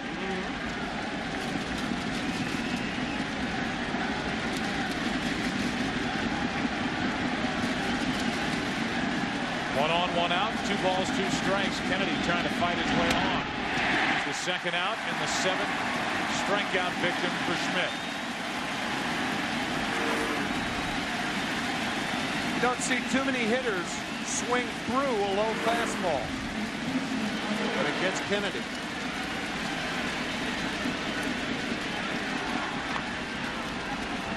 Now Benji Molina, who has the thrill of guiding this Anaheim team and the pitching staff through the World Series, and do it with his brother as his backup, Jose Molina, who we have not seen in this World Series. 1 on, 2 out, and that's popped up to the right side. Here's Benji talking about the thrill of going through this October with his brother by his side. You go back and think about when you were little kids and you're playing Nintendo and you're playing outside in the yard. You don't even imagine you're going to be in the same team in the World Series. I mean, it's something else. It's an experience that I hope it lasts forever. And I know it will. So this is something out of space, man. It's great. No balls, 1 strike. Benji pops it up, and that'll stay in play. Kent wants it. Kent has it. And the inning is over. A 1-out walk to Spezio. And now the Angels have left 5. It'll be Kent, Bonds, and Santiago for the Giants in the bottom of the 4th. They lead it by 6. Jeff Kent first up, bottom of the 4th. And a check swing. He didn't go. Ball 1. Kent, then Bonds, then Santiago. Giants getting exactly what they hoped for out of Jason Schmidt. The Angels are not out of Jared Washburn, as Kent gets under one and flies into Salmon at right. 1 away. We talked about what happened back on June 25th in San Diego between Jeff Kent and Barry Bonds. For fans watching the World Series and aren't familiar with the history between these two, the 2000 NL MVP and the 2001 NL MVP came together at the end of the 2nd inning. Kent had come into the dugout and was critical of David Bell on a throw that he made in a double play situation. Bonds sticking up for David Bell, and the two came face to face. They had comments made to the press about one another, and to be honest with you, Kent is more public and open about not getting along with Bonds and vice versa. Kent has done long articles and made comments, not shying away from the fact that the two who anchor the 3-4 spots in this lineup don't really speak. The 2-0 pitch, Bonds. 2 balls and a strike. In fact, Barry Bonds has said on the record that he believes and really hopes that the Giants will sign Jeff Kent. That's right. To a contract extension. He's a free agent at the end of the year. The 2-1 pitch. Check swing and a little pop-up. Into left field for Karen Anderson. And Bonds retired for the first time tonight. That was Stan Conti, the trainer, by the way, who was between Kent and Bonds. I think people had a tendency to think that there was more to that because it was so public. But there are an awful lot of, and they genuinely do not like one another, but there are an awful lot of things that go on between teammates over the course of a season that are never made public. Things in the clubhouse, things on team buses, on charters. 2 out, a strike is in at the knees to Santiago. The famous fight on the charter of the Athletics back in the early 70s between Angel Manuel and Blue Moon Odom. And they were struggling, hot at one another, had each other in a vice grip. Reggie Jackson said, leave them alone. Neither one of them are going to help us anyway. When Dick Williams tried to break the cover. One of the great lines to diffuse the whole thing. Said, they're not going to help us. Let them go at one another. These two guys are obviously the two vital members of this lineup. And again, it goes back to, I think, the credit that Dusty Baker deserves running this team. Getting these egos and these personalities to get along well enough to be productive on the field. He gives everybody their space. We were in his manager's office tonight when he was handing back fine money that he took earlier in the year from one of his pitchers. He didn't identify it, but he said, look, I missed some flights in my day.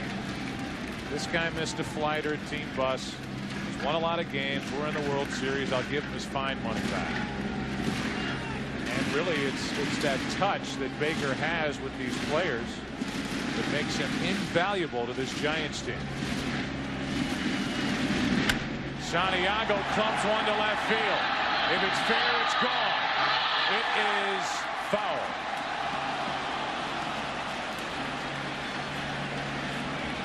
Benito Santiago, a couple of feet away from his third home run of the postseason.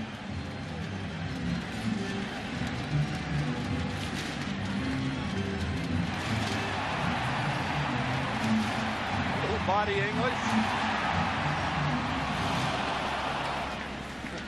We also talked to Dusty about his policy in the dugout and on the field during batting practice and around his team. He has his young son Darren, a 3-year-old around him, and the team is at home. Darren, by the way, is 7-0, going on 8-0 when bat boying for the Giants. He says, I just like it. It keeps us loose in the dugout. I've always wanted to have a son, and to have a son around me in the dugout, these are days that I will never forget. Nor will Darren, the 3-year-old. He stays hot. And the Giants are on a roll tonight. They lead 6-0 after 4. Back after this from your local Fox station.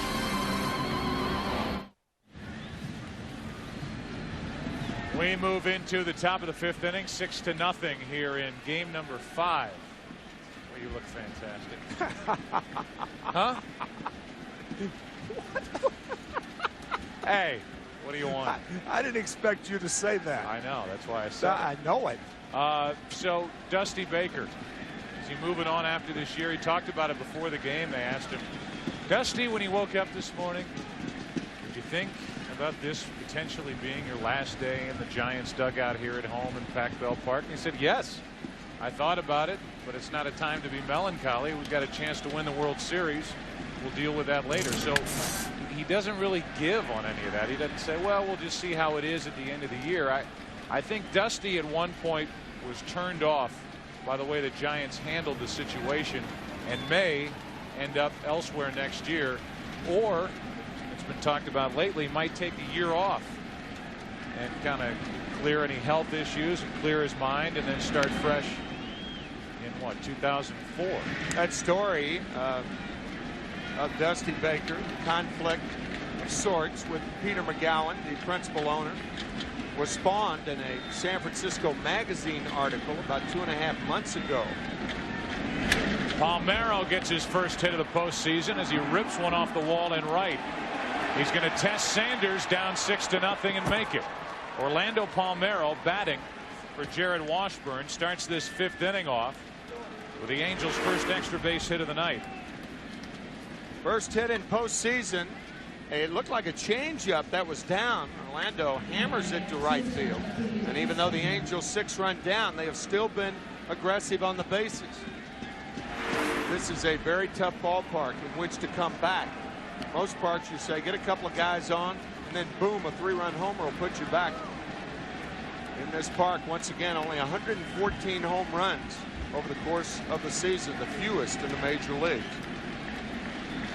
Runner at second with nobody out. Eckstein makes the ball low. Do I think Dusty Baker will be back? No, I don't. I think Dusty Baker will end up as the manager of the Seattle Mariners next year. I agree. And that comes literally with us having never talked about it with Dusty Baker down in these managerial meetings that baseball provides us with during the postseason. Reported today that Lou Piniella, the ex-Seattle Mariner manager, has signed with the Tampa Bay Devil Rays, and that Art Howe, formerly with the Oakland Athletics, has signed a 4-year deal with the New York Mets.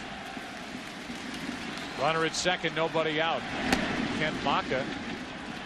And as the musical chairs start shifting around, going to take over the reins with the Oakland A's, and then that takes a potential candidate away from Milwaukee, Chicago, and other spots where there's an opening. Maka has been hot property. Here's a 2-1 pitch. That's the third foul. 2-2 on Eckstein. It's going to be interesting to see if Baker isn't back, how the next manager, whoever he is, handles Barry Bonds with this Giants team, because Bonds is on his own program with 4 lockers, his own stereo system, his own recliner, keeping to himself for the most part around this San Francisco team. Here's a 2-2 pitch with a runner at second, nobody out. Another foul by Eckstein. Dusty Baker, tremendously popular in the San Francisco area. 10 years at the helm of the Giants. Outside of his father, he'll tell you the man who had the biggest influence on him as a baseball player was Hank Aaron. He got a chance to play with early in his career, and at one point batted behind Hank Aaron. Dusty Baker was on deck when Hank Aaron hit home run number 715.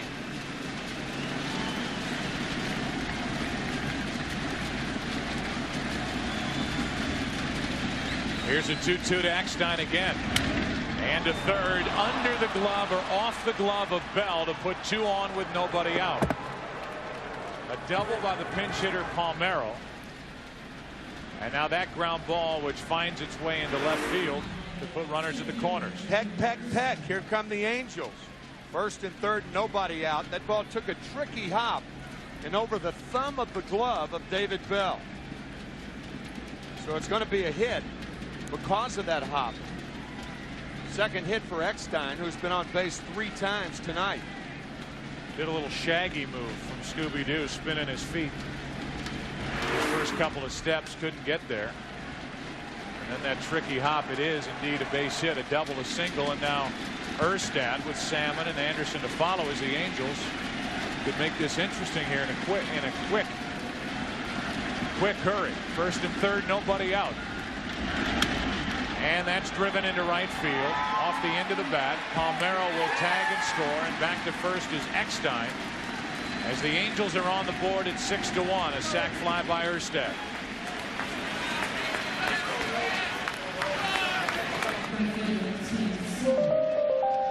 That sacrifice fly made both teams happy. The Angels score a run, and the Giants want the out. Now Tim Salmon will be the hitter.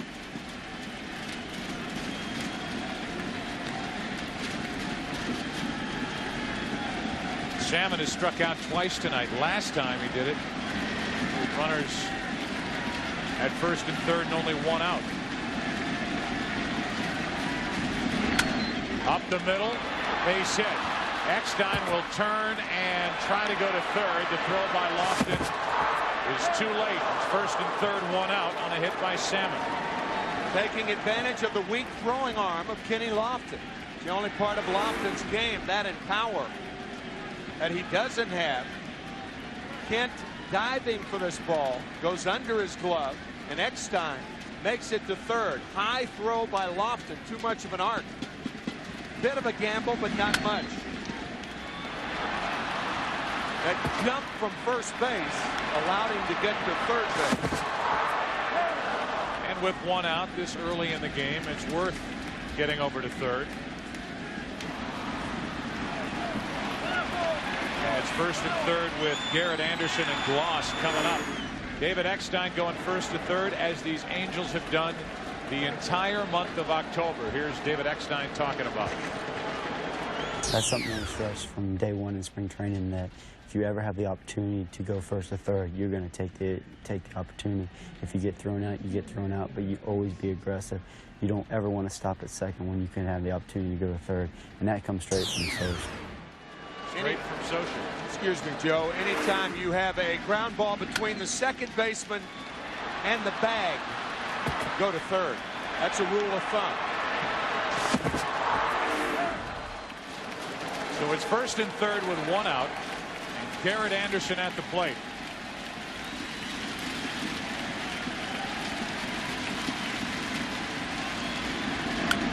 Strike one. Virtual manager questioned by Sprint, and the answer, should the Giants re-sign Dusty Baker, 78% say yes. Those in the 22%, I'm guessing, are logging on from Los Angeles or Seattle or Colorado, San Diego or Arizona. Here's an 0-1. That gets behind Santiago. Great break by Eckstein, and it's 6-2.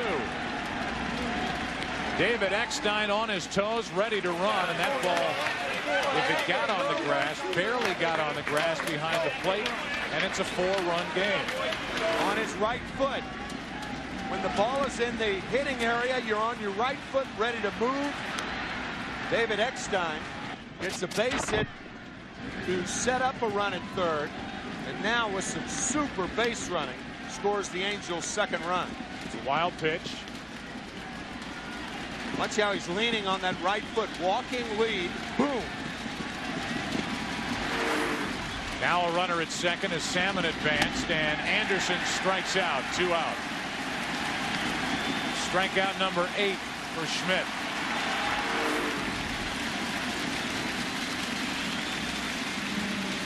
So here the Angels score a run on a strikeout. Eckstein going to third, setting up, going home on the wild pitch. So even though Anderson becomes the 8th strikeout victim, Eckstein created that run. Chad Zerbe, who was so good in game 2 for the Giants, getting loose. Now it's Gloss.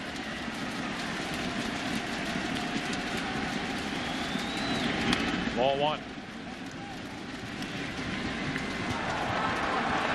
Donnelly getting loose for the Angels in their bullpen.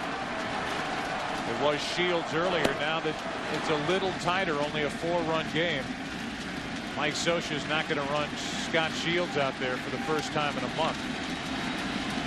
He has not appeared the entire postseason, and it's 2-0 on Gloss. What Schmidt was doing to Troy Gloss, his first 2 at-bats, throwing him fastballs up and in. He has struck out twice, swinging. Now it becomes a different matter because Gloss is ahead in the count. Salmon at second, 2 out. A 4-run Giant lead. What a swing by Gloss. And it's 2-1. Well, he just missed that fastball out over the plate. 7 home runs in the postseason. A fat one to hit, and fouled it back.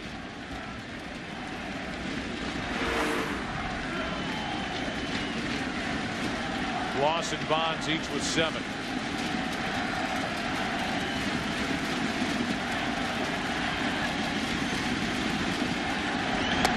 Low, it's 3-1 with Spezio on deck.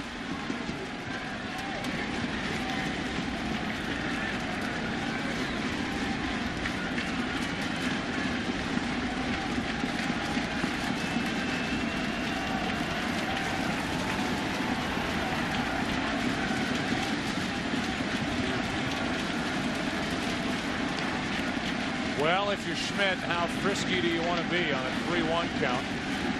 The guy who's hit 7 home runs in the postseason, leading by 4.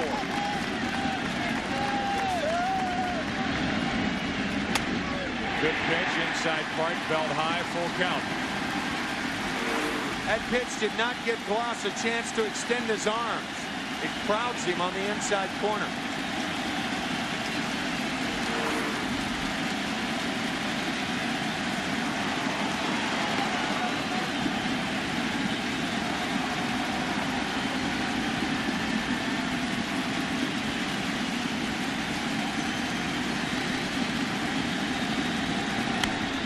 Pop back here.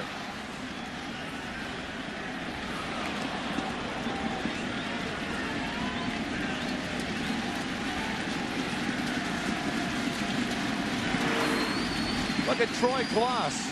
Ted Williams used to say you could smell the ball coming off the bat.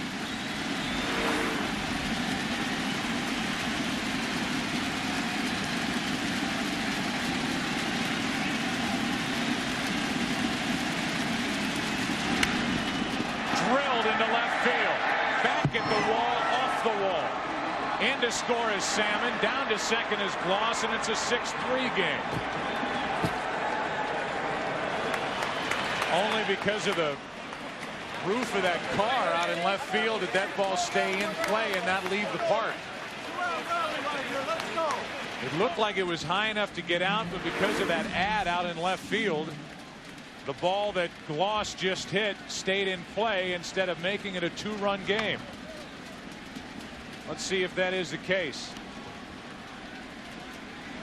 Maybe about rear view mirror high. Yeah. Yep.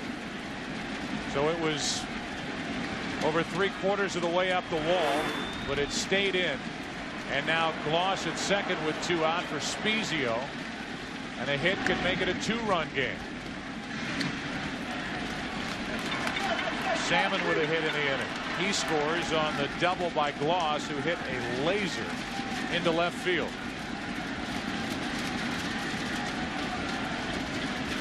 A predictable pitch selection count. Gloss fouled off the 2-0 pitch. He fouled off the 3-2 pitch before he hammered that double. I don't know how that one smelled, but it sure tasted sweet for Angels fans. Largest deficit they've overcome to win, 5 runs. The Angels have done that 3 times.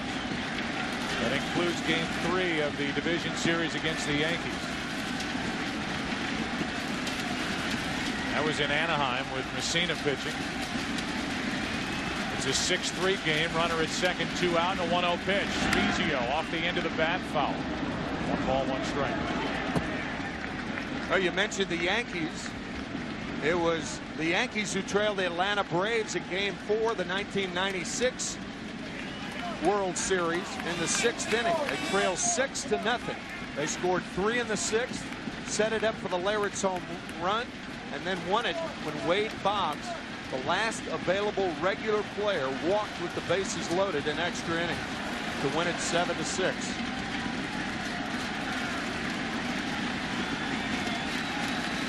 Washburn, the starter, is finished. Lifted for the pinch hitter Palmeiro to start this inning, and he started it with a double.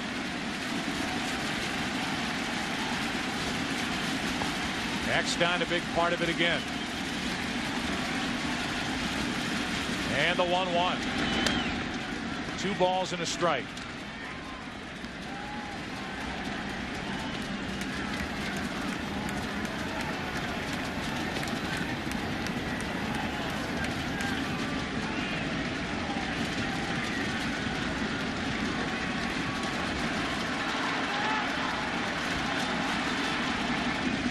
Runner at second, 2 out. And now that's ball 3. That was either a changeup or a breaking ball on a 2-ball-and-1 count. 2-ball-and-1 ball count. So now the Angels, even though they trailed by 6 coming in, have Schmidt pitching defensively.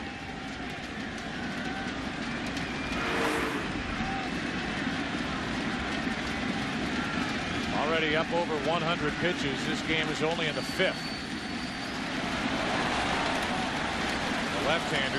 Zerbe is loose with the left-handed hitting Kennedy on deck. The 3-1 to Spezio. That's ball 4 down and in. 2 on with 2 out. Kennedy coming up, and Baker is coming out. That's the 3rd walk of the night by Schmidt, and that may be his last pitch of the evening. Dusty Baker has not made the call to Zerbe. Now he has. And that's it for Schmidt, who cannot get through 5 innings despite a 6-0 lead after 2. It started with a pinch hit double by Palmeiro. Eckstein involved. Salmon involved. Eckstein scoring on a wild pitch. And then Gloss. It's a 6-3 game, 2 on, 2 out. Zerbe coming in.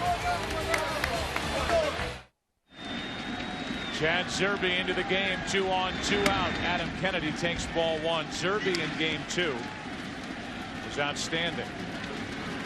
He ended up going 4 innings out of the bullpen, allowing 1 earned run, 4 hits.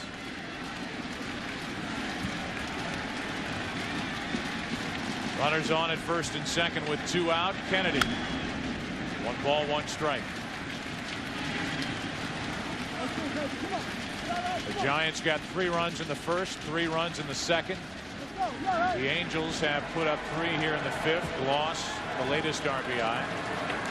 A walk to Spezio.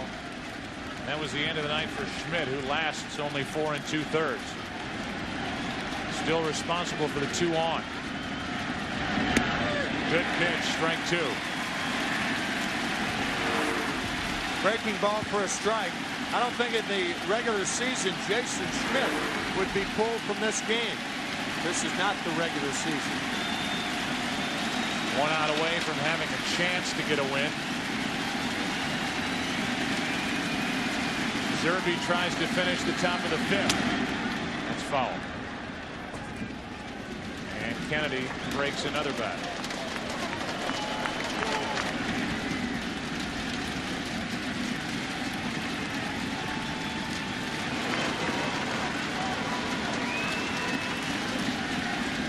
Eighth man to bat in the inning.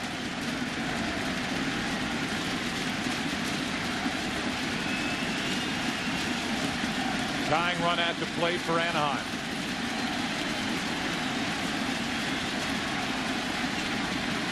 Kennedy with 4 home runs this postseason. Into center field, Lofton back, and the inning is over. The Angels climb back in and knock out the San Francisco starter Schmidt. Zerbe gets the final out. A 3-run 5th for the Angels, who trail by 3. Brendan Donnelly takes over his 9th game this postseason after Washburn went the first 4. Our in-game box score brought to you by Chevy Trucks. The Giants, Lofton has been a big part of the 2 3-run innings. Jeff Kent with a hit. Barry Bonds with an RBI double. An intentional walk, 2 runs scored. Santiago with 3 RBIs tonight. And Reggie Sanders with an intentional pass and a sac fly. Here's Sanders now leading off the bottom of the 5th against Donnelly, as Molina is going to go out and talk.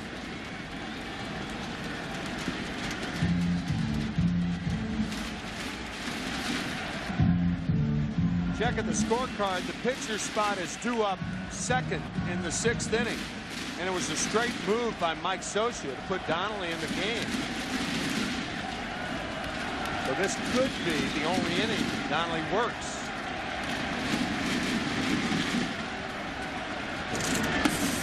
Ball 1. Sanders was intentionally walked back in the 1st inning. That backfired on the Angels, as Washburn followed that with a walk to J.T. Snow to load him up, and a bases loaded walk to David Bell to make it 3-0. Ball and a strike. This proves how things are different in this World Series for Reggie Sanders than they were in the NLCS. Lefty, righty, didn't matter. The Cardinals were coming after Sanders, who was only 1 out of 16 in that series. And admitted that he was pressing in the LCS. Pretty good rip at that pitch, but in the hole 1 and 2. Then you think about how he started this World Series. Sanders homered in game 1, walked, singled, scored a run. And in game 2 hit a 3-run home run, had another hit. There's the turnaround as he leads off the bottom of the 5th.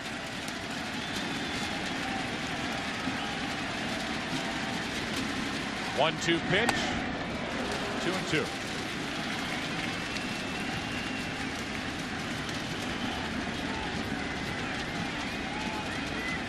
Snow will follow, then Bell. If anybody gets on the pitcher's spot.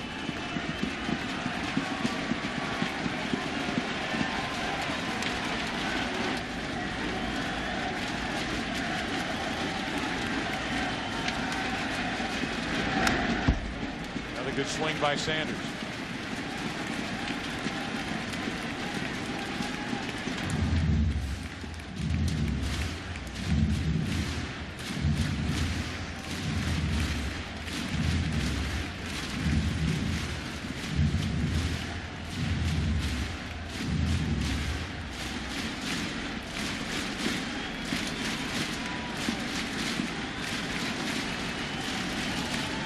Giants trying to go back to work, leading by only 3, and Sanders hooks one down the left field line.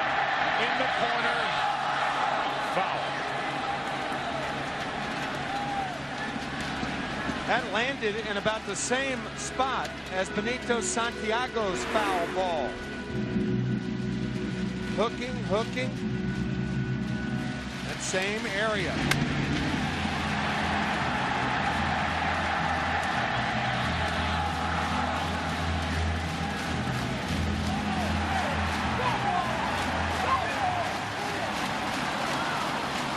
Everybody getting fist on it.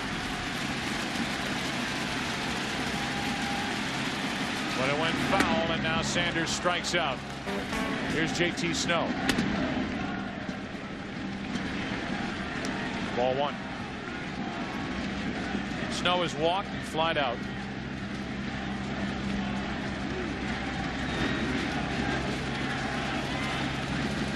Five for 16 in this World Series. That caught the corner, according to Mike Riley. Not JT Snow, 1-1.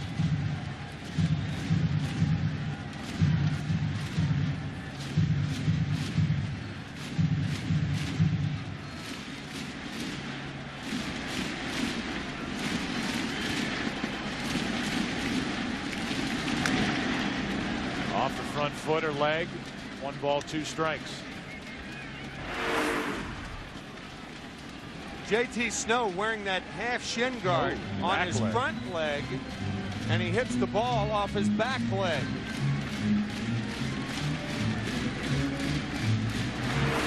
You don't see that too often because most hitters hit the ball out in front of the plate. In order to hit the back leg, you have to be fooled on the pitch and hit it behind the plate. So the count, 1 ball, 2 strikes with 1 out, nobody on.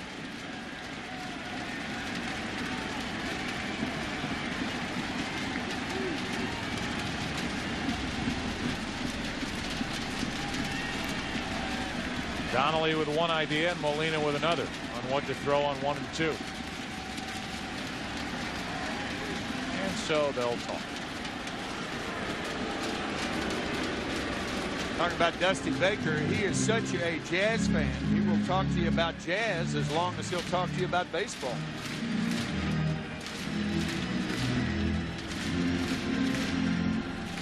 What an area for that. All the musicians, the great musicians that have come from the San Francisco area. It's really how he rates a lot of the cities that the Giants visit during the course of the season. How good is the music? Here's a 1-2 pitch. Pitch falling away, and Snow is the second out here in the bottom of the 5th.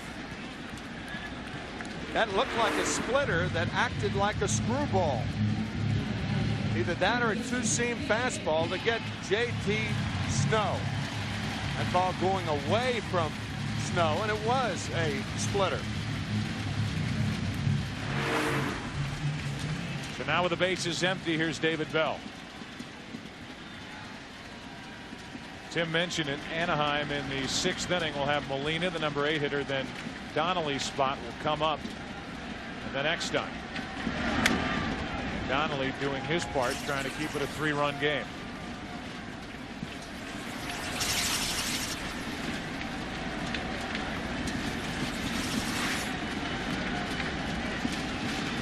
Now Felix Rodriguez going down to warm up for the Giants.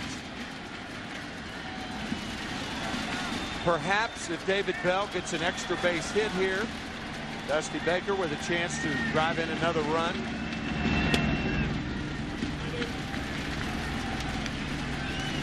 Oh boy. Right above the left knee of J.T. Snow.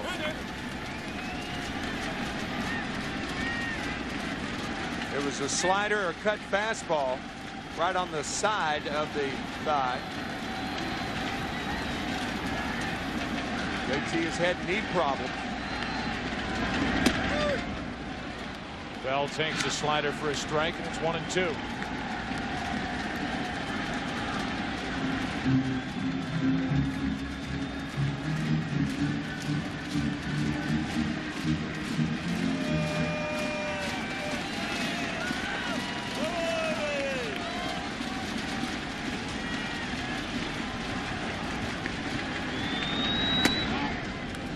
Be a long night for both bullpens. Donnelly, the first of many for Anaheim, and Zerbe had to relieve Schmidt. Who would have thought with the way Schmidt started this game and with that kind of a lead, 6-0, Schmidt would not be able to get through 5. Zerbe came on to get Adam Kennedy. Strand 2 runners on in the top of this 5th.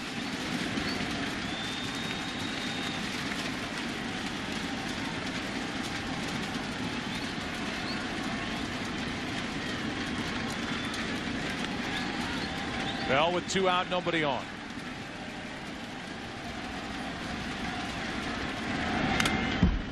Able to get a piece. The thing about Brendan Donnelly, he does not throw a lot of balls down the middle of the plate, in and out. We talked about east and west and how effective pitchers could be going outside, inside. Donnelly does it very, very well. Pitching this series, the starters for the Angels, a 9.14 ERA. Giants almost 8 3/4 in the relievers. No surprise. The bullpen a big reason why each team has advanced to the World Series. The 2-2 pitch to the right side. Spezio, and the inning is over. And now we move to the 6th inning. Benji Molina first up. Benji Gill is in the on-deck circle. And a ball up and into Molina from Zerbe.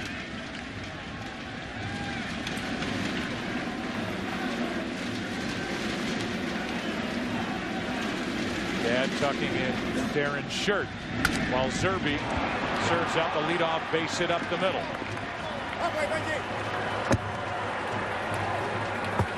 David Bell fouled out to end the bottom of the 5th, and little Darren Baker had a reaction that at one point early in Dusty's life got him kicked off his own dad's team. And little Darren got rid of the helmet in frustration, in disgust. Dusty was cut from his dad's Little League team 3 times, twice for throwing equipment. Darren will learn that lesson eventually from Dad. Yes, he will. Here's Benji Gill, 1 on with nobody out. Gill batting for Donnelly, who went 1 perfect inning with 2 strikeouts.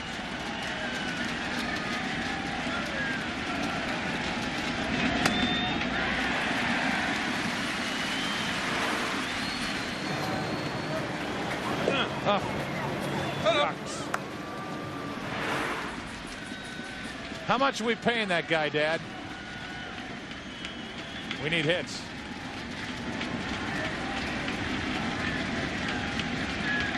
Bag of grapes and a front row seat. The 0-1 pitch to Gill.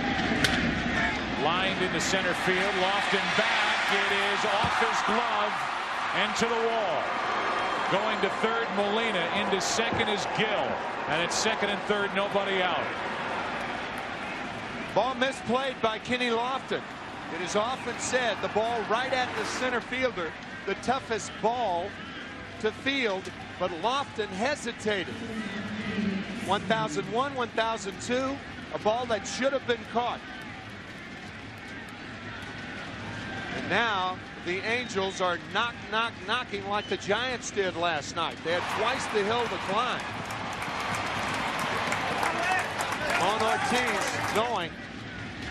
This gives them a real chance right here. But you can see that hesitation on Lofton. He didn't pick that ball up right away. And how about Benji Gill now 8 for 12 in the postseason. Started last night in place of Kennedy because of the left-handed starter Reeder and was 2 for 3. And he pinch hits here after the hit by Molina, a double, and it's second and third, nobody out for Eckstein, who has been on base 3 times tonight with 2 hits and a walk. Because Erstad is in the on-deck circle, Zerbe stays in to face Eckstein. A guy like Eckstein, nobody out. If he hits the ball to the right side, you score the runner and move the runner at second to third. We saw Eckstein do that the other night with 2 strikes. Move the ball to the right side. 2 for the price of 1 if he does it here.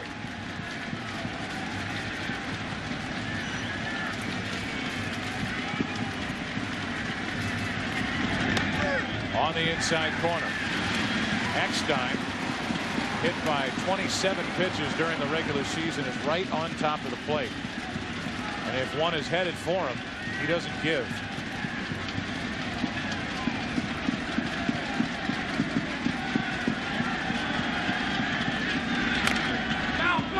That's a foul ball as it hit off Eckstein while he was in the box. And we'll take another look as Santiago comes out from behind the plate with his palms up saying, hey, wait a minute, that ball didn't hit Eckstein. Let's see if it did. Yep, caught him on the left shin. Yeah, that's a spot that a catcher can't see. Angel Hernandez was the one who came down and made the call. A very good call, too. He had a better angle than the home plate umpire. Second and third, nobody out. A ball and 2 strikes on Eckstein.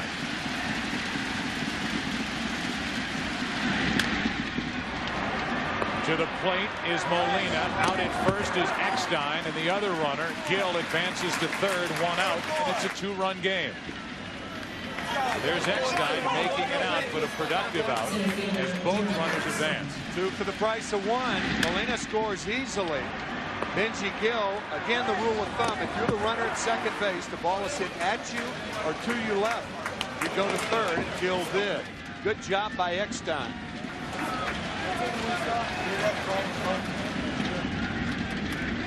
So now it's Erstad with a runner, Gill at third, and only 1 out.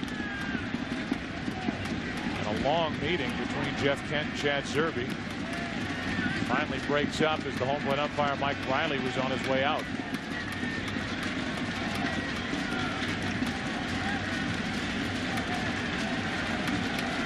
Schoenweiss will take over for the Angels in the bottom of the 6th.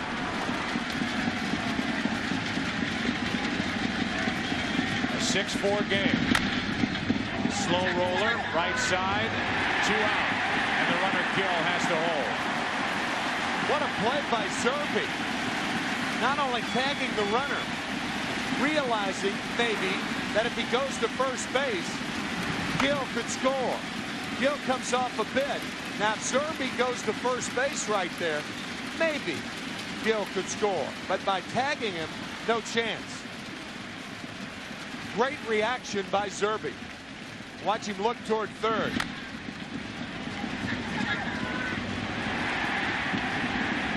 Huge out picked up by Zerbe as he will exit. A double switch. Felix Rodriguez is coming in. So Zerbe holds the runner at third. It's still a 2-run San Francisco lead with Felix Rodriguez coming in. The double switch has Tsuyoshi Shinjo out in right field, batting in the number 9 spot. Pitching and batting 6th is Felix Rodriguez. Interesting double switch, because that means Shinjo will lead off the bottom of the 6th inning. And the minute Mike Scioscia found that out, he got Ben Weber up. And while Rodriguez was warming, Weber was warming. So it could be the right-handed Weber instead of Schoenweiss. Right now, it's Tim Salmon at the plate, representing the tying run, facing Felix Rodriguez, who we took deep for the game-winning home run in Game 2. Runner at third, 2 out, ball 1.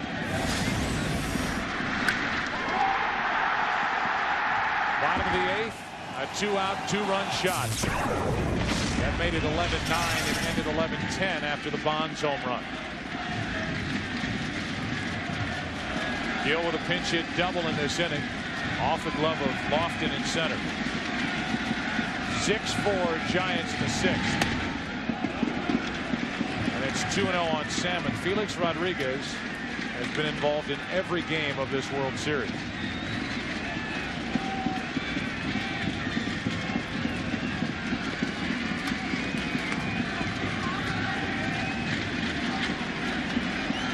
Salmon looking for a pitch to drive on 2-0.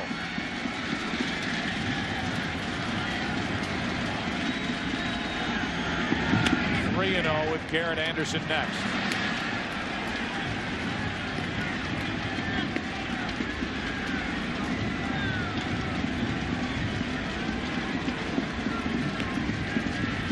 Last 40 games, including the games in October, a 5-1 record. An ERA of 1.66. The one loss came compliments of Tim Salmon, who hits one to third. One hop to Bell. Inning over.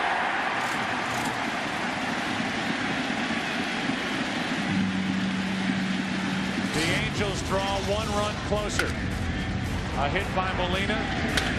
A pinch double by Gill. And the RBI ground out by David Eckstein. We go to the bottom of the 6th inning. 6-4 Giants.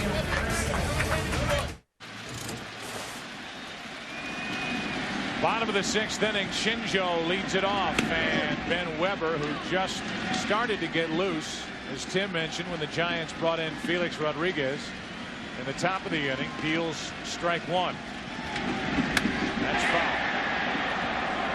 Straight up 8 o'clock here in the West, 11 o'clock back east. Joe Buck, Tim McCarver, Michael Weissman, Bill Webb, our director. A game that started out with the Giants getting 3 runs in the first inning. Bonds with an RBI double and a run scored. 3 more in the second. Staked Jason Schmidt to a 6-0 lead. It's now 6-4. And we're only in the bottom of the 6th inning of Game 5 with this series even at 2 games apiece. 9th game this postseason for Weber.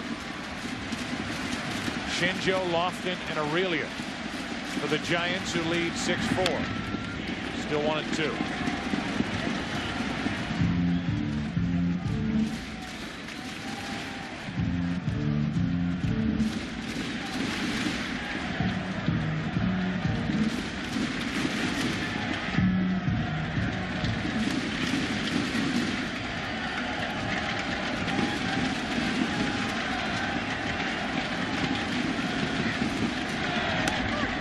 Inside corner, 1 out. Kenny Lofton will step to the plate. 5 hits in his last 7 trips to the plate. He's been hitting line drives, and he dropped down that all-important bunt in last night's game. The infield hit, his first last night. The clean single through the right side, and then the bunt for the hit. It was fair. Foul, and then fair when Bloss touched it. And tonight 2 more hits to start the first, to start the second. He scored each inning. And now he bats with 1 out, nobody on in the 6th. He takes a strike as he was backing out, taking all the way. Third time through the order, the Giants 0 for 9. After pounding Washburn early. Now 0 for 10 as Lofton is retired for the second time. Meanwhile, the Angels are trying to do to the Giants what the bullpen of the Giants did to the Angels last night. Donnelly for one perfect inning, and now Ben Weber has retired the first two he's faced in the sixth. Again last night in game 4, the Angels got 1 in the second, 2 in the third, and then Reeder, Felix Rodriguez, Tim Worrell, and Rob Nen faced the minimum the rest of the way. Here's Aurelia with 2 out and nobody on for the Giants, who lead by 2.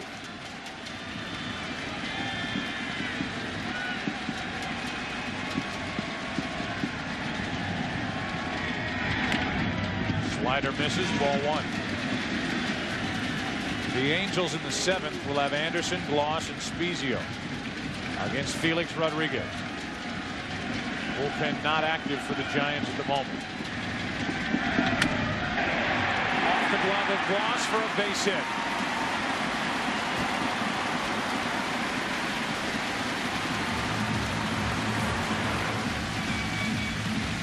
Gloss off the line, the ball hooking back to him just off the webbing.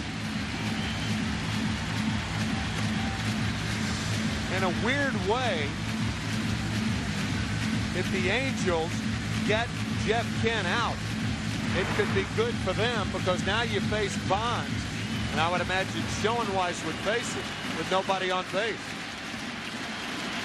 Right now, Schoenweiss is not warming up, which is interesting. With Bonds on deck, 1 on, 2 out. Strike 1 on Kent.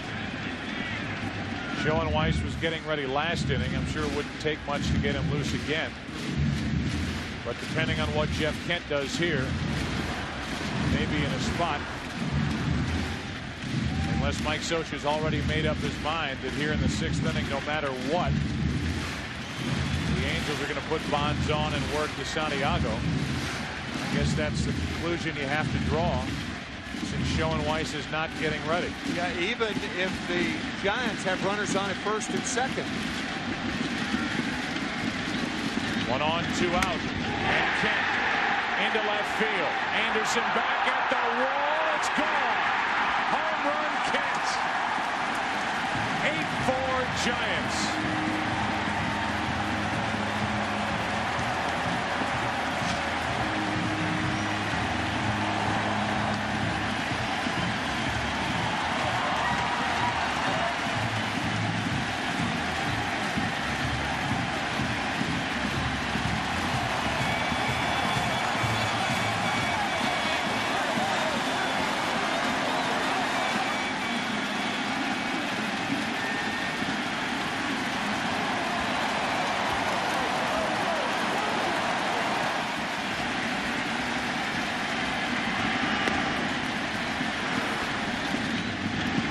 Flat breaking ball from Weber.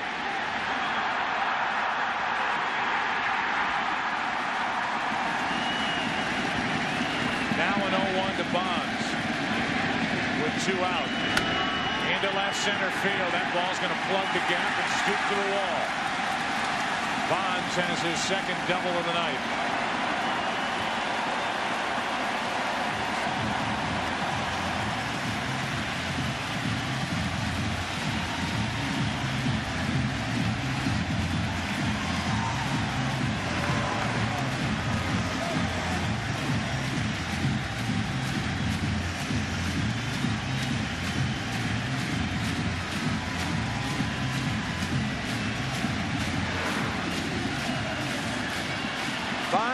Shooting one into left center. Why is Mike Scioscia going to walk Benito Santiago? Because Felix Rodriguez, the pitcher, is scheduled to hit in the 6th hole. So the intentional pass is Weber almost uncorked a wild pitch on ball 1.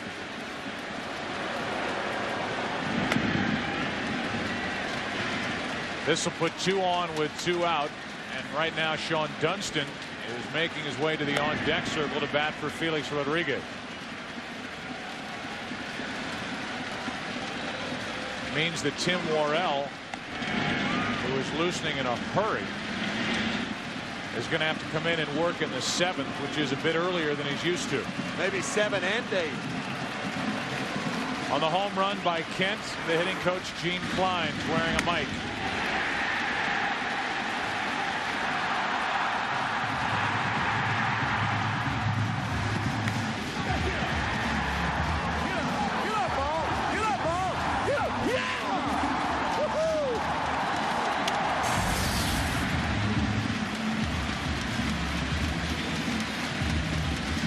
Joe, a lot of pitchers talk about the fact that from the stretch, they can't get the break on their sliders or curveballs like they can from the windup. They don't have a high leg kick.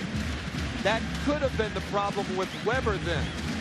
You can see Molina setting up outside, and we have said before that when a catcher is off the plate away and moves the glove back toward the middle of the plate, generally it spells trouble for the pitcher.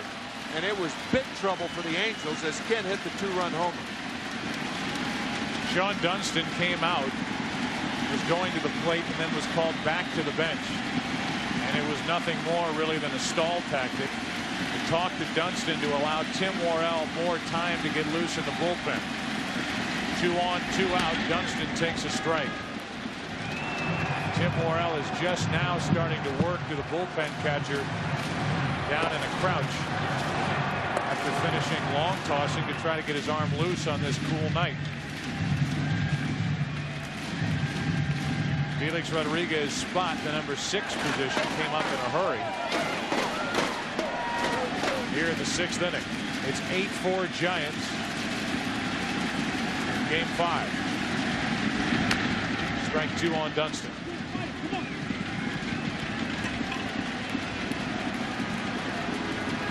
Bond's the lead runner.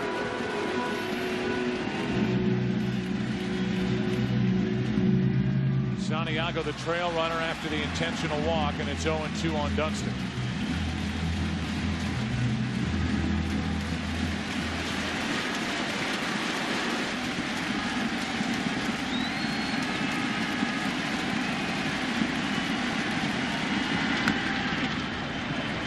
Still 0-2.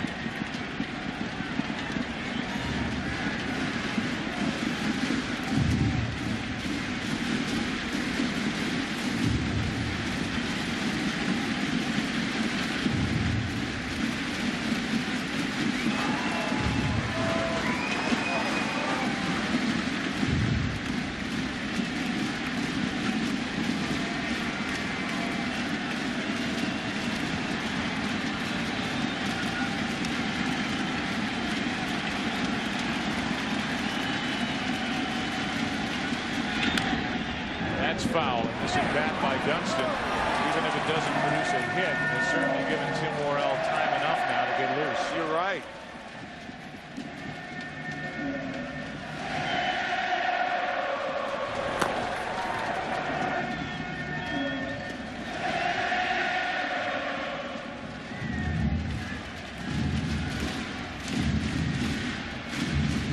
Everything starting so innocently for the Giants here in the 6th inning. 2 outs and then a single off the glove of Gloss by Aurelia and a 2-run shot by Kent. Ball 1 to Dunston.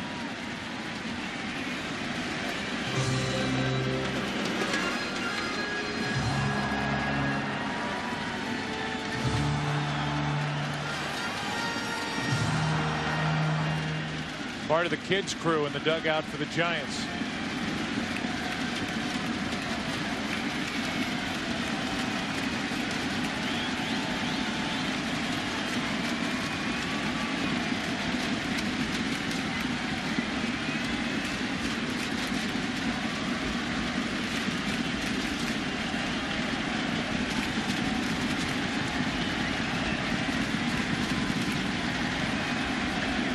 Dunston strikes out.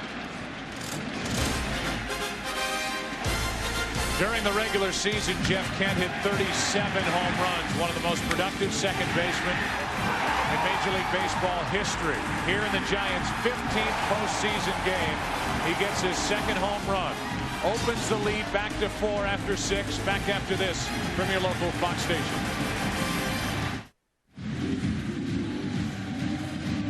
We move to the 7th inning here in Game 5. Aerial coverage of the entire 2002 World Series courtesy of Saturn and the Saturn Lightship. Keep your eye on the sky when the Saturn Lightship visits a major sporting event near you. 7th inning now. Joe Buck and Tim McCarver. And Tim, it looked like we're starting to slip away from the San Francisco Giants. Jeff Kent steps up and takes the biggest swing of the night so far in the bottom of the 6th inning. Yeah, after the single off the glove of Troy Glaus, the 2-run home run by Kent, his second postseason home run. Hit it off Ben Weber. And now the Giants may ask for 2 innings out of Tim Worrell tonight. Usually save him for the 8th, but having to lift Felix Rodriguez for the pinch hitter Dunston. And it's Worrell in the 7th. He falls behind Anderson 2-0. Glaus and Spezio, the next 2 hitters. Already 11 games this postseason for Tim Worrell, who has 3 wins. He was the winner last night when he pitched the scoreless top of the 8th, and David Bell got the game-winning RBI in the bottom of the 8th. Anderson pops it up. Third base side. Long run Bell.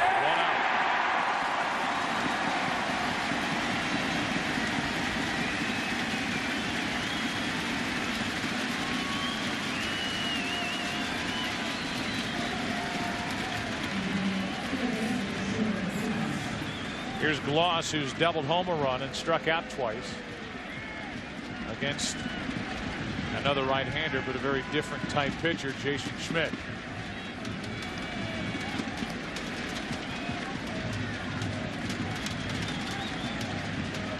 Schmidt cannot be the winner in this Game 5. He did not last 5 innings.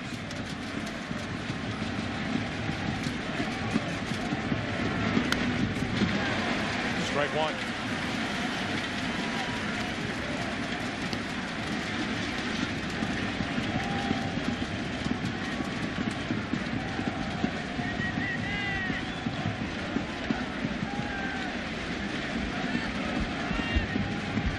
Tim Worrell, elbow transplant surgery in 1995.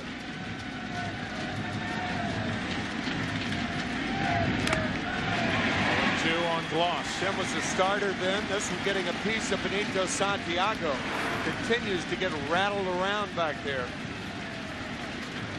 Off the mask and then off the shoulder. The one off the shoulder hurt. Like a pinball machine.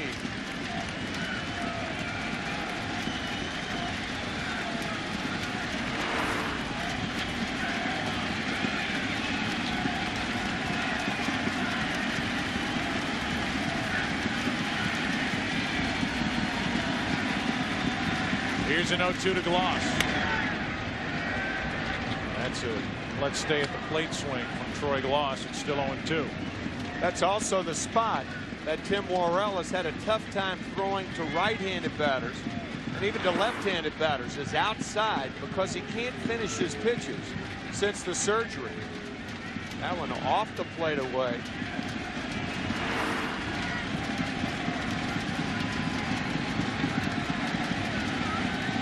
Another 0-2 pitch.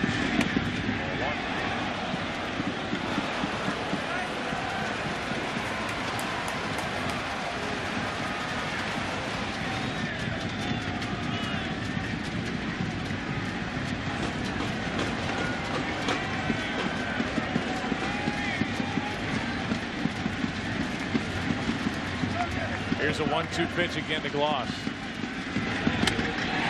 2 out as Glaus strikes out.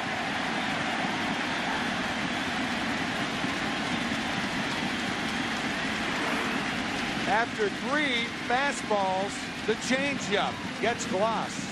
A little different look right there.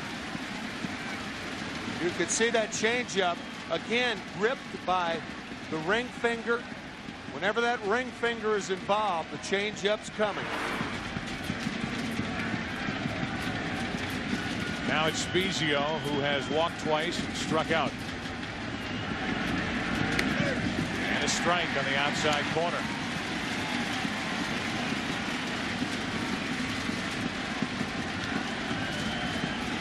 Rally monkey.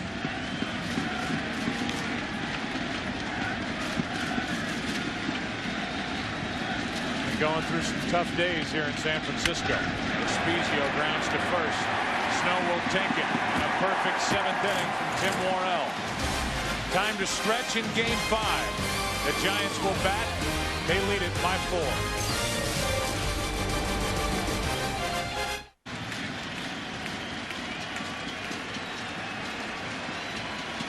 Snow is walked, flied out, struck out. Strike 1. JT fouling a ball off his left knee. His last time up, not moving around very well.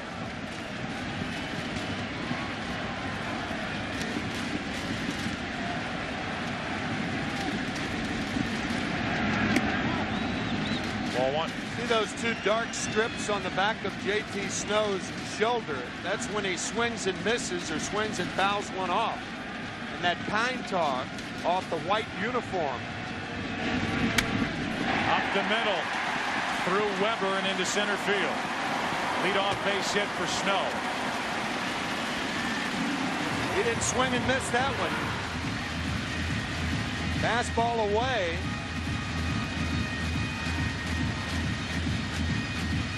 Weber trying to field it, the comebacker. A little late. Now David Bell. See how the Giants want to play it with Bell. Leading by 4 in the bottom of the 7th.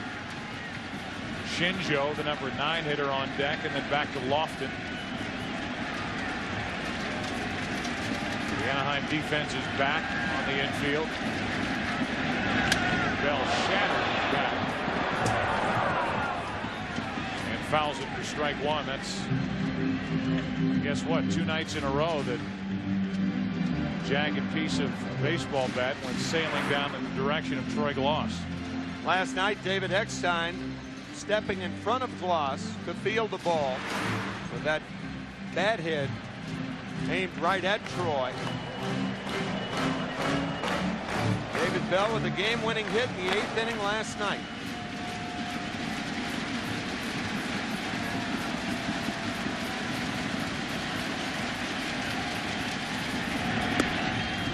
Coming into this game, the Giants had only 4 hits from the 7th inning on in this entire series.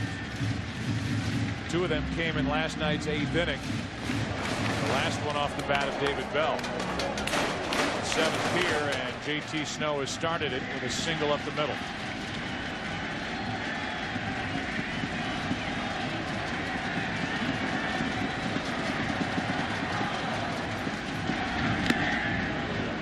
One and 2.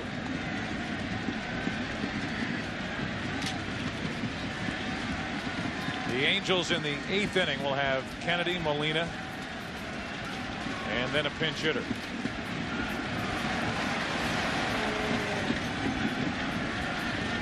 Eight 8-4 in Game 5 with Game 6 on Saturday night in Anaheim. Russ Ortiz and Kevin Apier, the scheduled starters. 2-2.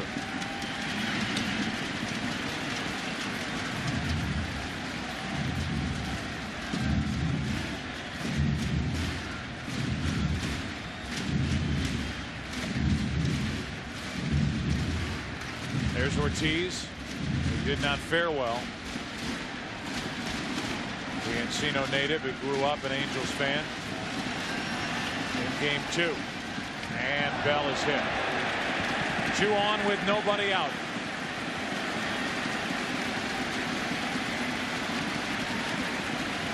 Gene Kleins was handed that broken bat, David Bell, and had this to say.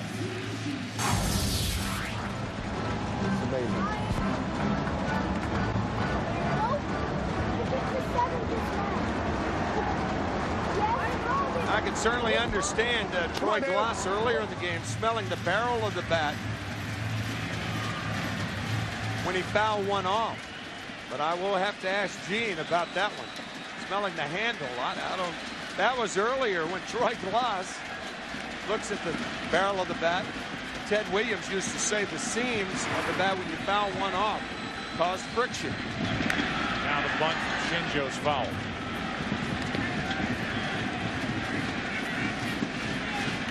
That two guys in uniform smell different bats today. Might be a World Series record. Shields is getting loose for Anaheim in the Angel bullpen. Shinjo may be bunting even with 2 strikes. Here's an 0-1 pitch. And the bunt, perfect. The runners advance to second and third. The sacrifice good, 1-4.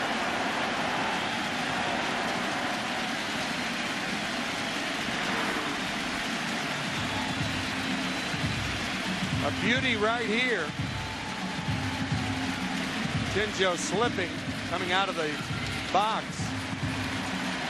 But no harm done. The sacrifice easily executed by Weber.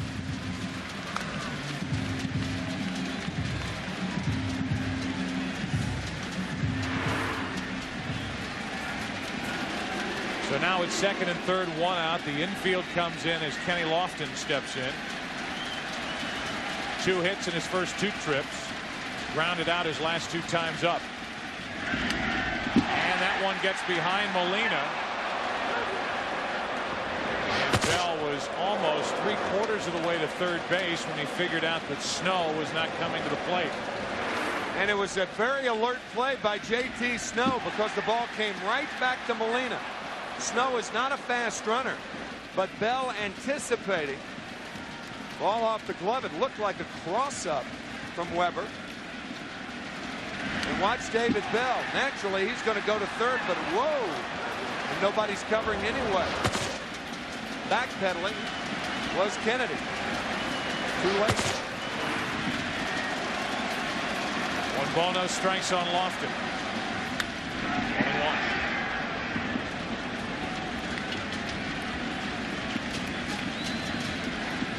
On deck is Aurelio. We got the base hit in front of the 2-out, 2-run home run by Kent back in the 6th.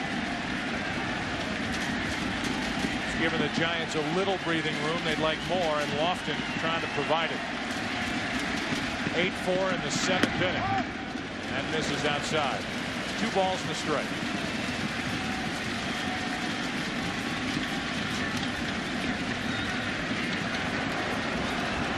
Snow at third, Bell at second. Giants trying to take game 5 before the series goes south to Anaheim. The 2-1. Ripped. Deep right field. Salmon back at the wall. It's off the wall. 2 runs are going to score. Lofton digs for third. He's held there, and it's a 6-run Giants lead.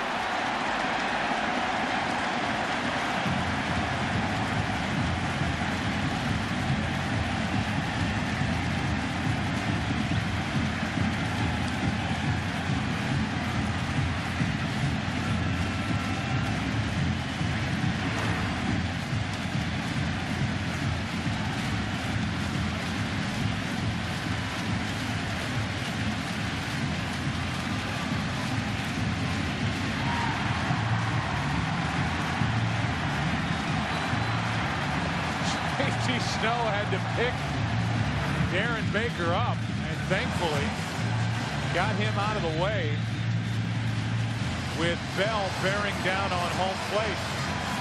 And thank goodness that J.T. Snow was aware and got Darren Baker out of the way. Goodness. Ben Weber knocked out here in the 7th. It's a 10-4 Giants lead here in game 5.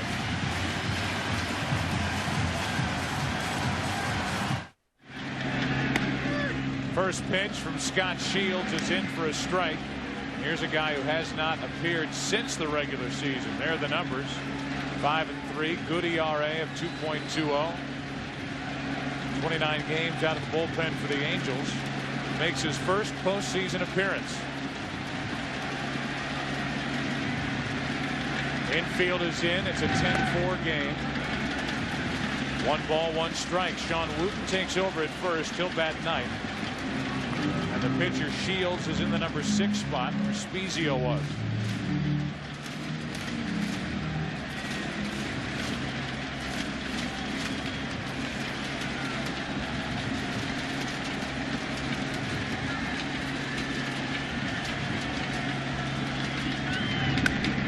That'll get out of play. Strike 2.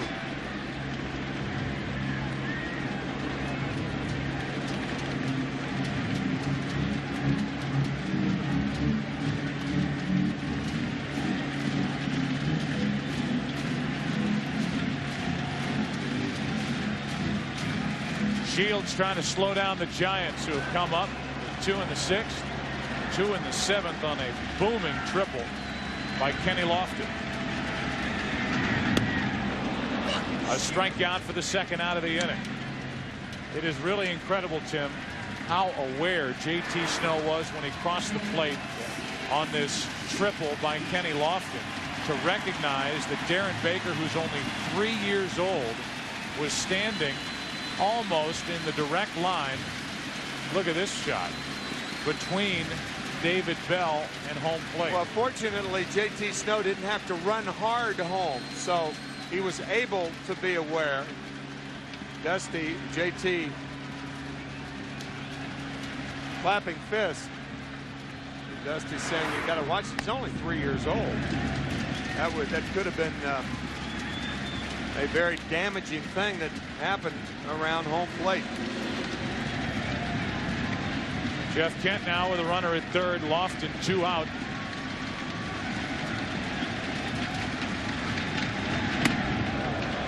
Kent trying to get his feel at the plate. He's walked and scored, doubled and scored, and hit an important 2-out, 2-run home run in the 6th inning. Now he bats in the 7th with the Giants, who have never led by more than 6. Up by 6 again, a chance for more.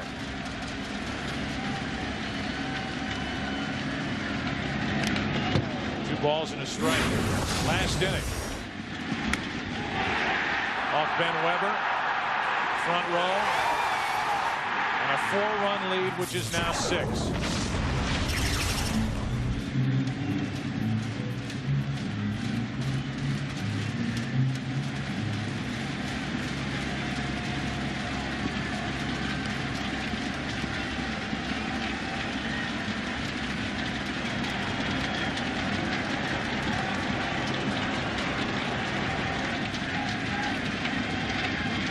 With 2 down, 3 balls and a strike.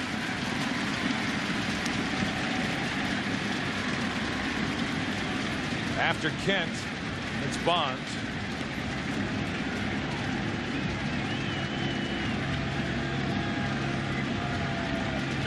After Bonds, Santiago.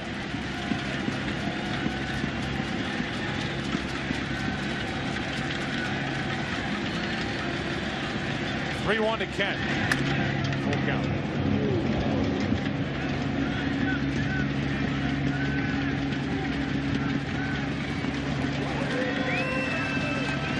Foul ball caught somebody down in the end of the dugout. So Kent takes a moment, and they tend to whoever was hit by that bouncing ball into the third base dugout.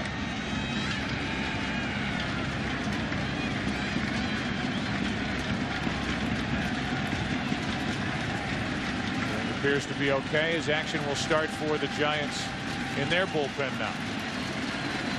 Scott Air.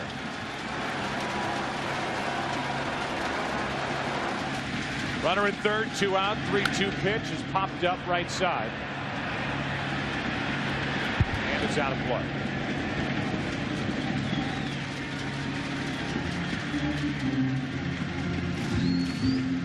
The Giants won game 1 of this World Series 4-3. They lost game 2 after overcoming at one point a 5-0 deficit to lead 9-7. The final was 11-10. And then the series shifted here to San Francisco, a 10-4 win in game 3 for Anaheim. The Giants pulling out a 4-3 win last night with a run in the 8th and leading 10-4 in the 7th inning, Game 5, and Kent gets another one to left. Jeff Kent heating up. 12-4 Giants.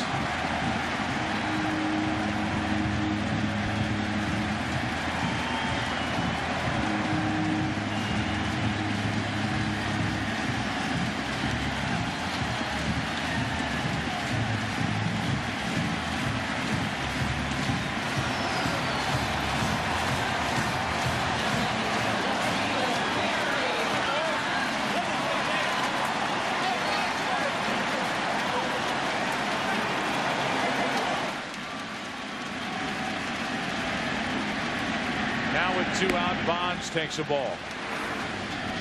The last time a 2-run home run on a breaking ball, and this time a 2-run home run on a fastball. Bonds. Shields coming right after him. A ball and a strike. The Giants' top 4 hitters are now 9 out of 17. Shields took something off. Strike 2.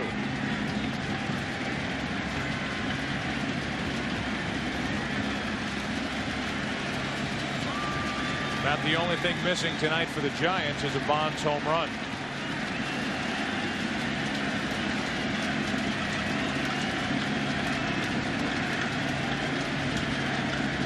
Number 4 on the all-time list. 2 balls, 2 strikes. Bonds with a pair of doubles tonight. He scored twice, driven in 1 run.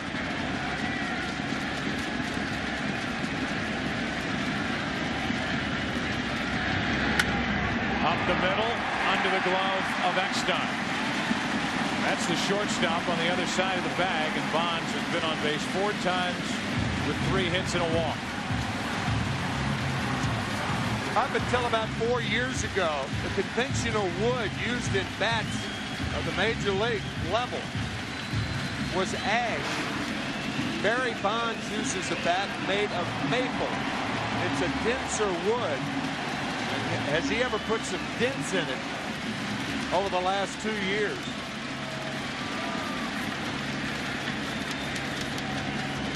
Santiago. A piece of ash in his hands. Comes up empty, strike 1. When Barry Bonds gets a ball in the middle of the plate, it is rare that he doesn't put the good part of the bat on the ball. He may pop it up. Made in Canada.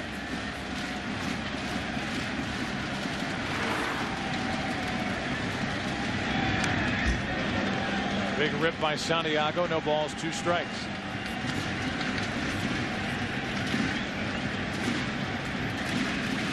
Fourth time a team has scored 10 or more runs in this World Series.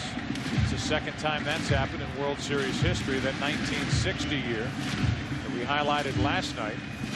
The Yankees scored all kinds of runs but lost in Game 7 on the Mazeroski home run. And to the Pirates. The 0-2. 1 ball, 2 strikes. Even with Tim Worrell in the on-deck circle, next on that lineup card for Mike Scioscia. The Angels are going after Santiago with a 12-4 score.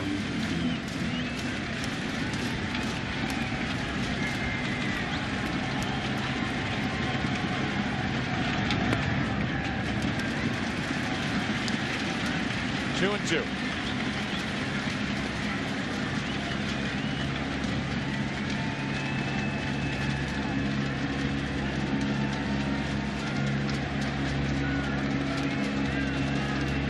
Kent all over the place tonight with a walk, a double, and 2 2-run home runs.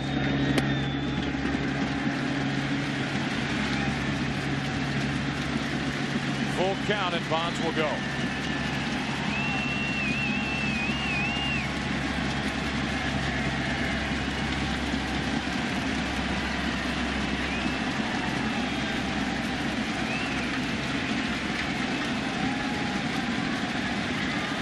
Ready like he's taken off in a sprint. A jog. get him to second while Eckstein takes care of Santiago at first. 8 men to the plate in the 7th inning. Kent with his second 2-run home run of the night. We go to the 8th inning of Game 5. All San Francisco tonight now,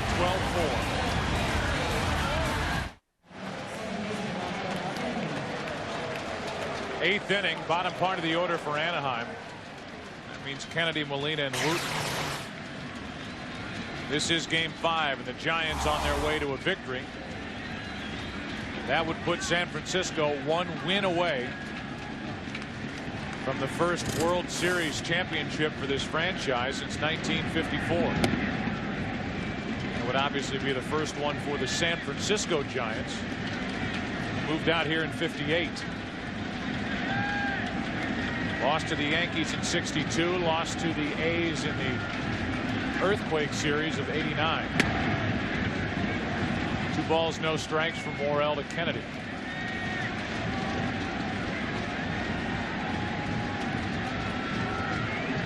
Willie Mays has been asked 100 questions during this World Series. He's been available. 3-0 on Kennedy. With the remarkable year that Willie Mays had in '54 and the remarkable career that Willie Mays had, that was his only World Series appearance. 2 dozen.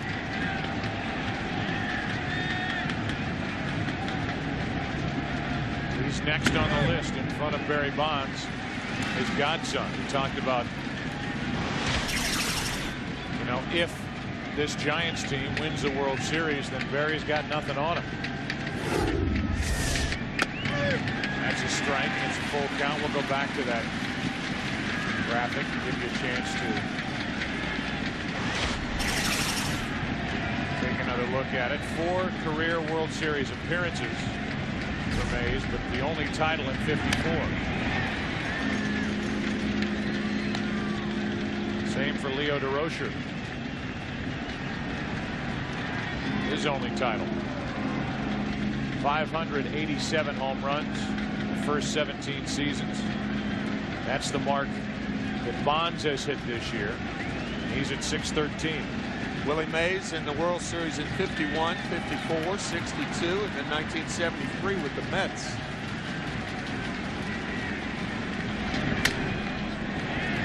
Easy for JT Snow. And the leadoff man is gone in the 8th. 612 regular season home runs later. Here he is on this Giants team. And at the end of tonight, will likely be only 1 win away from a world championship, as this series will move back to Anaheim for Game 6 on Saturday night.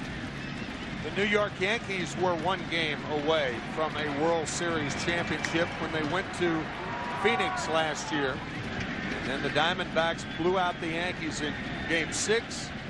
That remarkable finish in Game 7 when Luis Gonzalez won it for the D-backs.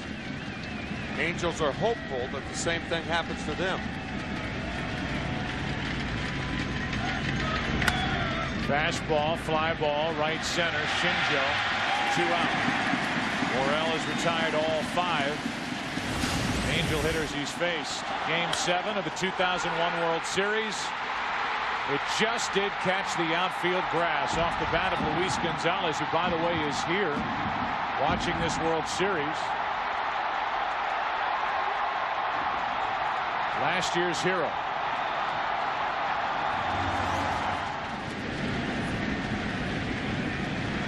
Luis Gonzalez hurt in the final week of the regular season. Hurting his shoulder. Got an operation on the shoulder. Says he's feeling a lot better, but unfortunately for the Diamondbacks, their biggest bat, their biggest threat was not in their lineup in their 3-game series sweep at the hands of St. Louis. Wooten, his first at bat of the night. Nothing but strikes from Tim Worrell after running the count 3-0 on Kennedy, who eventually grounded out to first to start this 8th inning. When the Diamondbacks went back to Phoenix last year, no team could have been more disheartened with the losses that they suffered at the hands of the Yankees in games 4 and 5. Up the middle off the bat of Wooten. He has a 2-out hit. The 2-run home run to tie it in the 9th inning by Tino Martinez. And then the next night, the Yankees won that game on a home run by Derek Jeter. That was game 4 at Yankee Stadium. And then in game 5, Scott Brosius with a 2-run home run off the same pitcher, Young-Hum Kim. And Kim came back this year to have a good year. Devastating. And yet the Diamondbacks prevail. Here's Eckstein. He's been on base 3 times and chipped in with an RBI ground out. One of my most favorite shots that we had at the end of the World Series last year was the look of relief on the face of Young-Hum Kim and the way his teammates supported him and gathered around him. I think had a lot to do with him having enough confidence to come back and put together a solid year in the bullpen for Bob Brenly. I remember a line by William Roden, a columnist for the New York Times. He wrote, "Gloom is a universal language." And it certainly was for Young-Hum Kim, the first Korean to ever appear in a World Series. 2 balls and a strike on Eckstein. It's a 12-4 San Francisco lead, top of the 8th.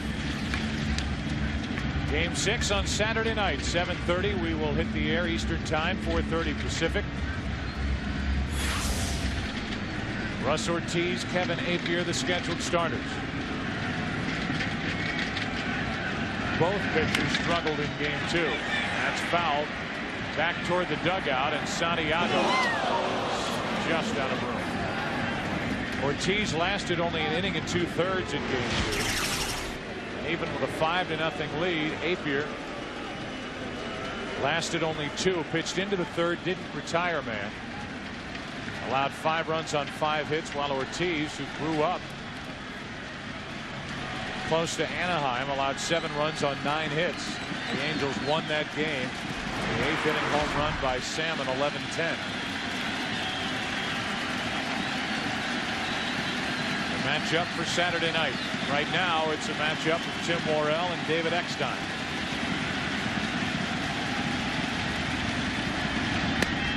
And a fastball takes care of Eckstein and the Angels in the 8th. Bottom of the 8th inning, the Giants will bat, cruising here in game 5 now, leading by 8.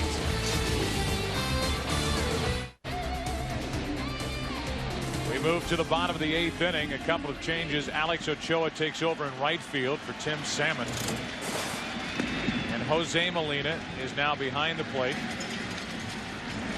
In there in place of his brother Benji Molina. Pedro Feliz is off the bench to bat for Tim Worrell, who pitched 2 scoreless innings.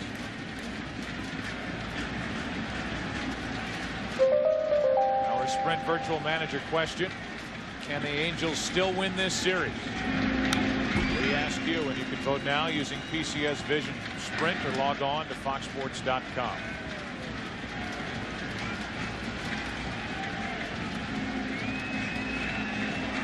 Two balls and a strike on Pedro Feliz. Shields back to work, and it's 2-2.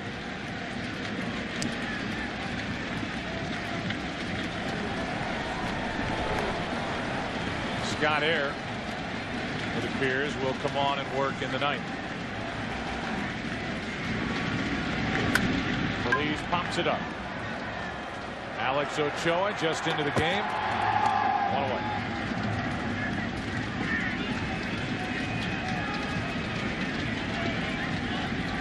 Tim Worrell ends up going 2 innings. No runs, only 1 hit, 2 strikeouts. He has just been terrific all year long for the Giants. And again tonight, a guy Brian Sabian says was the biggest surprise of his acquisitions over the last 5 years. The job that Worrell has done. Traded here from Chicago for Bill Miller, a popular third baseman, who actually ended up back with the Giants at the end of the regular season after the roster deadline, but helped San Francisco down the stretch when they finished 95-66. 3.5 games up on Los Angeles in the wild card race.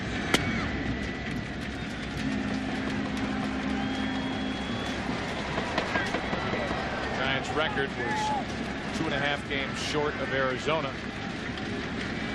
Diamondbacks won the West.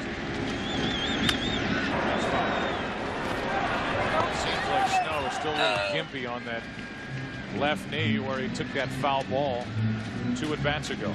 After that swing, limping across home plate. It's still bothering him. It's the left leg that he hit with that foul ball, and very, very sore. A 2-2 pitch with 1 out.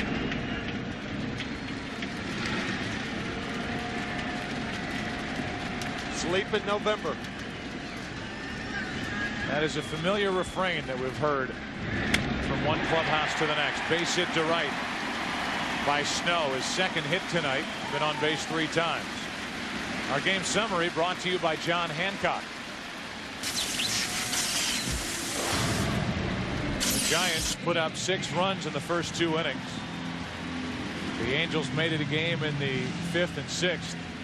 But the Giants went back to work. Jared Washburn lasting only 4 innings. Schmidt only 4 2/3. That was a surprise. Santiago's had a nice night. Nobody's had a bigger evening than Jeff Kent. And what a time for him to get his swing. Leading into the weekend in Game 6 on Saturday night in Anaheim.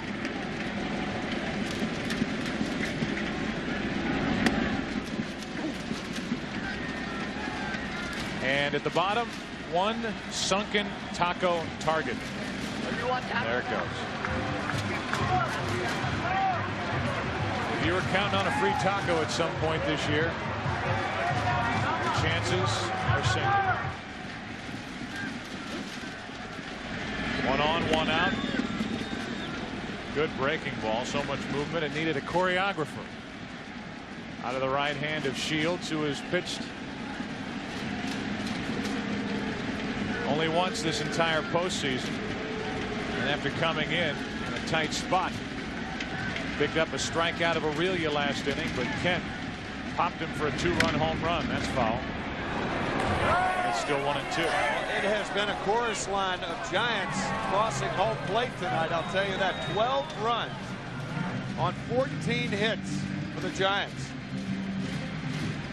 One singular sensation tonight. Bob Fosse-esque.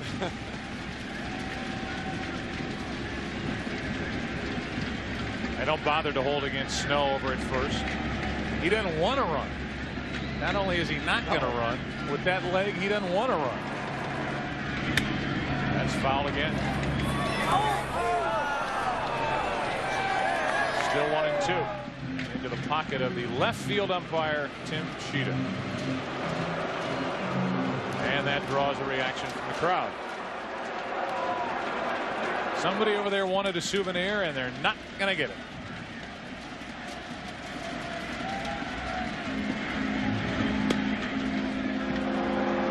Another wide sweeping breaking ball, and the count 2 and 2 as Bell's able to lay off. Mike Scioscia really described Scott Shields to us tonight for the first time.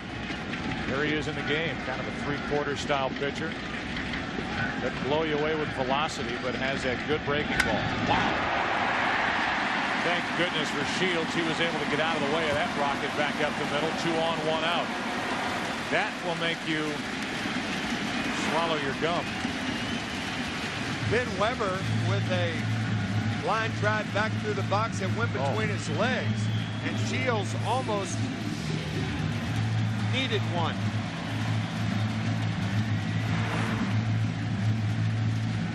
Another line drive off the bat of David Bell, who hitting in the number 8 spot.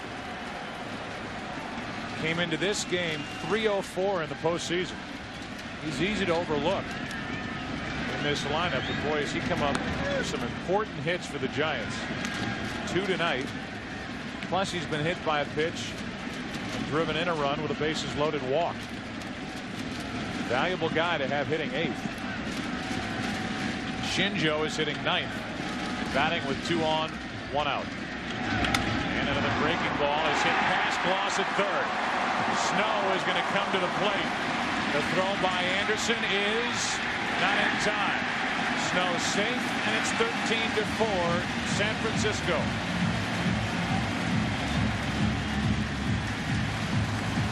J.T. Snow is glad to be home. That bad left leg. This ball is under the glove of Gloss. An error on Troy Gloss. I don't know what happened. That ball may have taken a hop to the left. But the throw by Garrett Anderson a little late, and Snow scores. I'm not too sure Molina held on to the ball. JT was going to third, almost as though he were holding up. But he just tags home plate with his hand. Nice slide right there. Last night, it was written about in the papers today, an awkward slide, expecting contact from Benji Molina when he scored the game's winning run. Across the plate, kind of dug his two knees into the dirt past home plate. And he is still having trouble with that area, the outside part of his left knee. That was that foul ball. That was a very dangerous slide last night. Often. He's hitting line drives all over the place. This is tonight's slide. Athletic slide. Diving that left hand onto home plate. Now last night, looking to lower his shoulder, Benji Molina moves away, and then it was two knees into the dirt.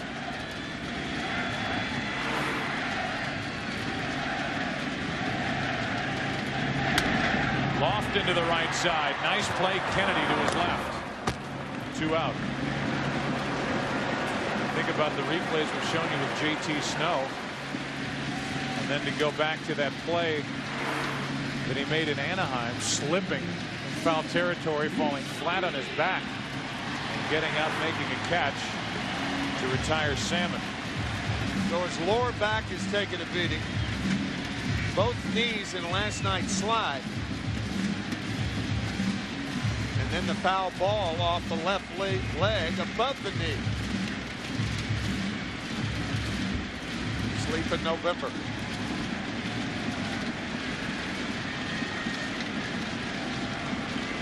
Runners on at second and third, 2 out. Here's Rich Aurelian.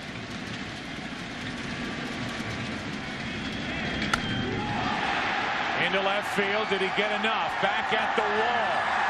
Home run Aurelia. 3-run shot, 16-4.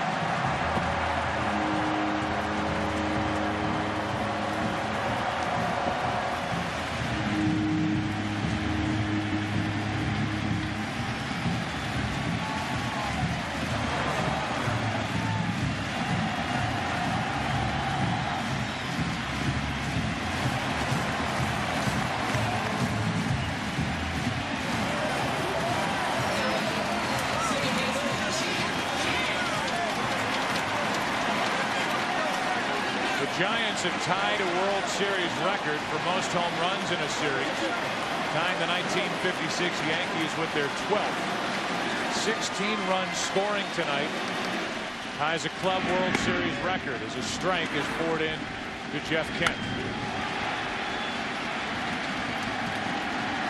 The look by Shields, Tim, was a look of astonishment that that ball got out. The way Aurelia hit it, but as you pointed out in this series, the ball carries well to left. Yeah, carries well to left and the left center. And Shields, that's the look right there. The look of awe. Into left field, Anderson into his right, and Kent is retired to end the 8th. The Giants having fun, and so are their fans. Their last chance to cheer the National League champions. Pounding the Angels in Game 5. Trying to take a 3-2 series advantage up 16-4. Look at all those runs. 16 on 16 hits for the Giants. 4 runs on 10 hits for Anaheim. And we are now into the 9th inning. Shinjo moves to center field. Tom Goodwin is inserted in right. Lofton's out for the rest of the evening. And Scott Air is on the mound. And a strike to Darren Erstad.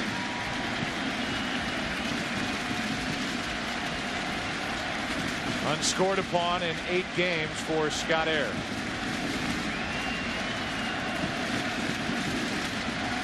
Air picked up midseason.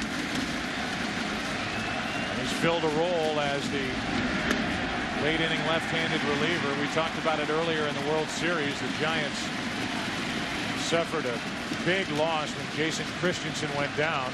An arm injury, had to undergo Tommy John surgery, and Air is trying to step into that spot. And he's done well with it.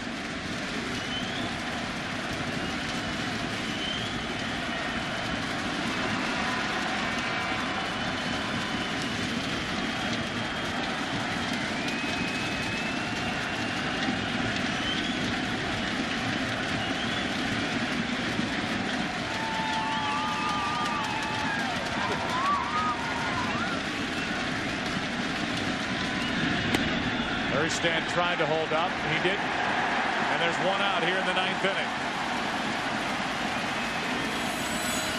Erstad strikes out. Our All-State good hands defensive play of the game is J.T. Snell recognizing that Darren Baker was in the way of David Bell coming to the plate, sweeping him away. And Dusty Baker thankful that J.T. was aware. Says thank you, JT. A rather scary moment, and what was a big moment for the Giants. That was in the 7th.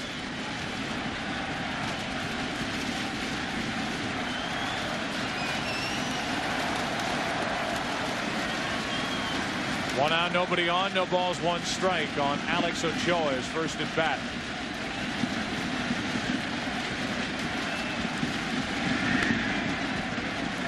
One and one. The Giants tonight tied for the second most in World Series history with their 16 runs scored. The 12 home runs in the series is a National League World Series record. It ties the overall World Series record of the 56 Yankees. Ochoa goes down to get it, flies it to Goodwin in right, 2 down. The Giants are now 1 out away from taking a 3-2 series lead, going to Anaheim for Game 6 on Saturday night. Except for those of you on the West Coast, stay tuned for your late local news. For those viewers in Los Angeles area interested in continued post-game coverage, turn to your regional Fox Sports Net affiliate.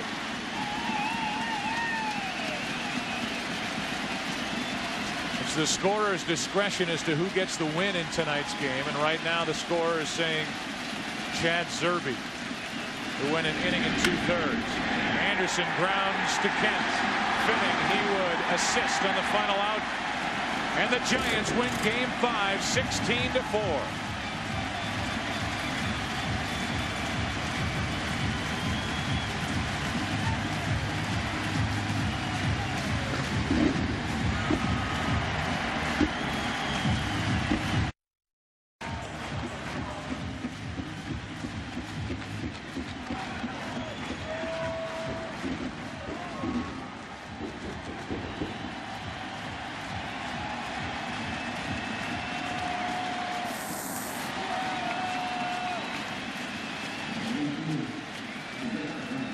Jeff Kent did not want to talk after this game, in which he had a breakout game with a walk, a run scored, a double, a run scored, a pair of 2-run home runs. They both came, by the way, with 2 out in the inning. It happened in the 6th, it happened in the 7th, but Kent declined. And we'll go down to Steve Lyons, who's with Benito Santiago. Steve. All right, Joe, thank you very much. Benny, this is the type of game where you know that with both offenses, neither team is out of a ball game at any point. I know, we never give in, you know. We seem like we start ahead right away, but this guy never give up either. You know, they score some runs in 1 inning, and then after that, they come up with another run. And when they was 6'4", they got me worried a little bit. You know, I got to put the right fingers back there. But the offense doing it like they've been doing it all year long. So they give me a little lift so I can put my signs. Benny, how important is it to this ball club that you got Kenny Lofton going now, 6 hits in his last 2 ball games? Well, it's going to be big on us.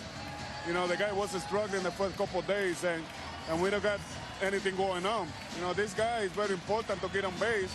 You know, everybody knows what he can do, and he got the World Series experience, so he's using it to us. Another guy that had been struggling for this ball club, but huge day-to-day. Jeff Kent, 2 home runs. It's another guy that you definitely need to have swinging the bat for you. Well, let me tell you, you know, that guy, the last 2 at-bat he got, it made me real proud and me real happy because I know the guy is on right now, and that's what we need. We need this guy big time.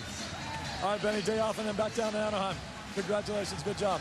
All right, Joe, let's go back to you guys. All right, Steve, thank you. A final of 16-4 tonight, and these Giants fans are all hanging here, making noise as they will send their San Francisco Giants down the coast to Anaheim for Game 6 on Saturday night.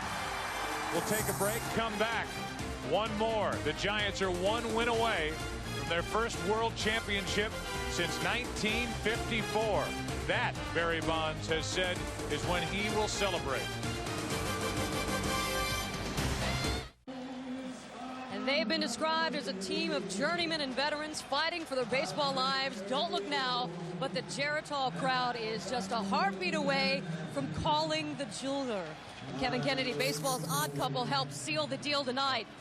Jeff Kent doing the damage, and Barry Bonds in there as well. No home runs necessary. Well, you know, you couldn't keep Jeff Kent down too long. He's too good a hitter. Hits over 330 almost every single year, over 30 home runs. He had a couple of big ones tonight. And really, to open up the ball game from 6-4 to 8-4, a 2-run home run. Second of the postseason for Jeff Kent. He was only hitting 188 coming into this ball game tonight. And then, of course, in the 7th inning, the same thing. You get him hot. Forget about it. The Giants now have the momentum, obviously, going back to Anaheim to face Kevin Apier and unleashing those bats. But the big blow is obviously Jeff Kent tonight. Anaheim with 24 runs in the first 3 games. These last 2 games, just 7 on the board. So the question is the offense slowing down, or if the Giants really figured out a way to stop? I think the Giants have figured it out. They're changing speeds. Jason Schmidt was outstanding. A lot of change-ups in the middle of the first 3 innings of the ball game. And after he got a 6-0 lead, Jason Schmidt went to throwing and stopped pitching. That's why Dusty Baker had to make the change. He kept throwing fastballs in that 5th inning. That's why Anaheim got on the board and got the game close. Dusty managing differently than he did a couple of years ago. He's not going to take anything for granted. He brings Zerbe in with a time run at the plate. He gets the left-hander Kennedy out, and the rest is history. Keep in mind, of course, the Anaheim Angels know how to come back from adversity, and now they go back to their park, and we don't have to watch the pitcher swing the bat. No, and that's the key, too. They lost Fulmer and Sean Wooten. They lost the DH in the National League Park, so you kind of expected the Giants would have the advantage. They came back there, won 2 out of 3, but it's all even now going back to Anaheim because the Anaheim crowd really gets going now. Kent and Bonds have played together for 6 years. Say what you will about their relationship, Joe, but the 2 of them could be walking as champions Saturday night on Fox. Jeannie and Kevin, thank you. It is, in a way, a double win for San Francisco. They get the 16-4 victory. They take a 3-2 advantage, and they get Jeff Kent hot, who, hitting in front of Barry Bonds, becomes double dangerous. Coordinating producer of Major League Baseball on Fox. And the producer of tonight's game is Michael Weissman. Our director, Bill Webb. The pregame show produced by Carol Langley McDermott and directed by Jennifer Love. Our technical producers are Matt Benedict and Craig Marlowe. The technical directors are Jonathan Evans and Jeff Butler. Thanks also to technical supervisors Peter Saltons, Marty Galyenix, Al Friedman, and Deb Robertson. The engineers in charge are Dennis Dozier and John Kemp. The senior producer of Fox Sports is Bill Brown, and the executive producers of Fox Sports are Ed Gordon and David Hill. That'll do it from us here in the booth. For Tim McCarver, I'm Joe Buck. For more information on tonight's game and for the latest information on Major League Baseball, go to foxsports.com. It'll be Game 6. It'll be Saturday night, 7:30 Eastern, 4:30 Pacific. All smiles for the San Francisco Giants as they carry a 3-2 lead down to Anaheim. You've been watching Fox Sports coverage of Major League Baseball, your home for the 2002 World Series. Good night.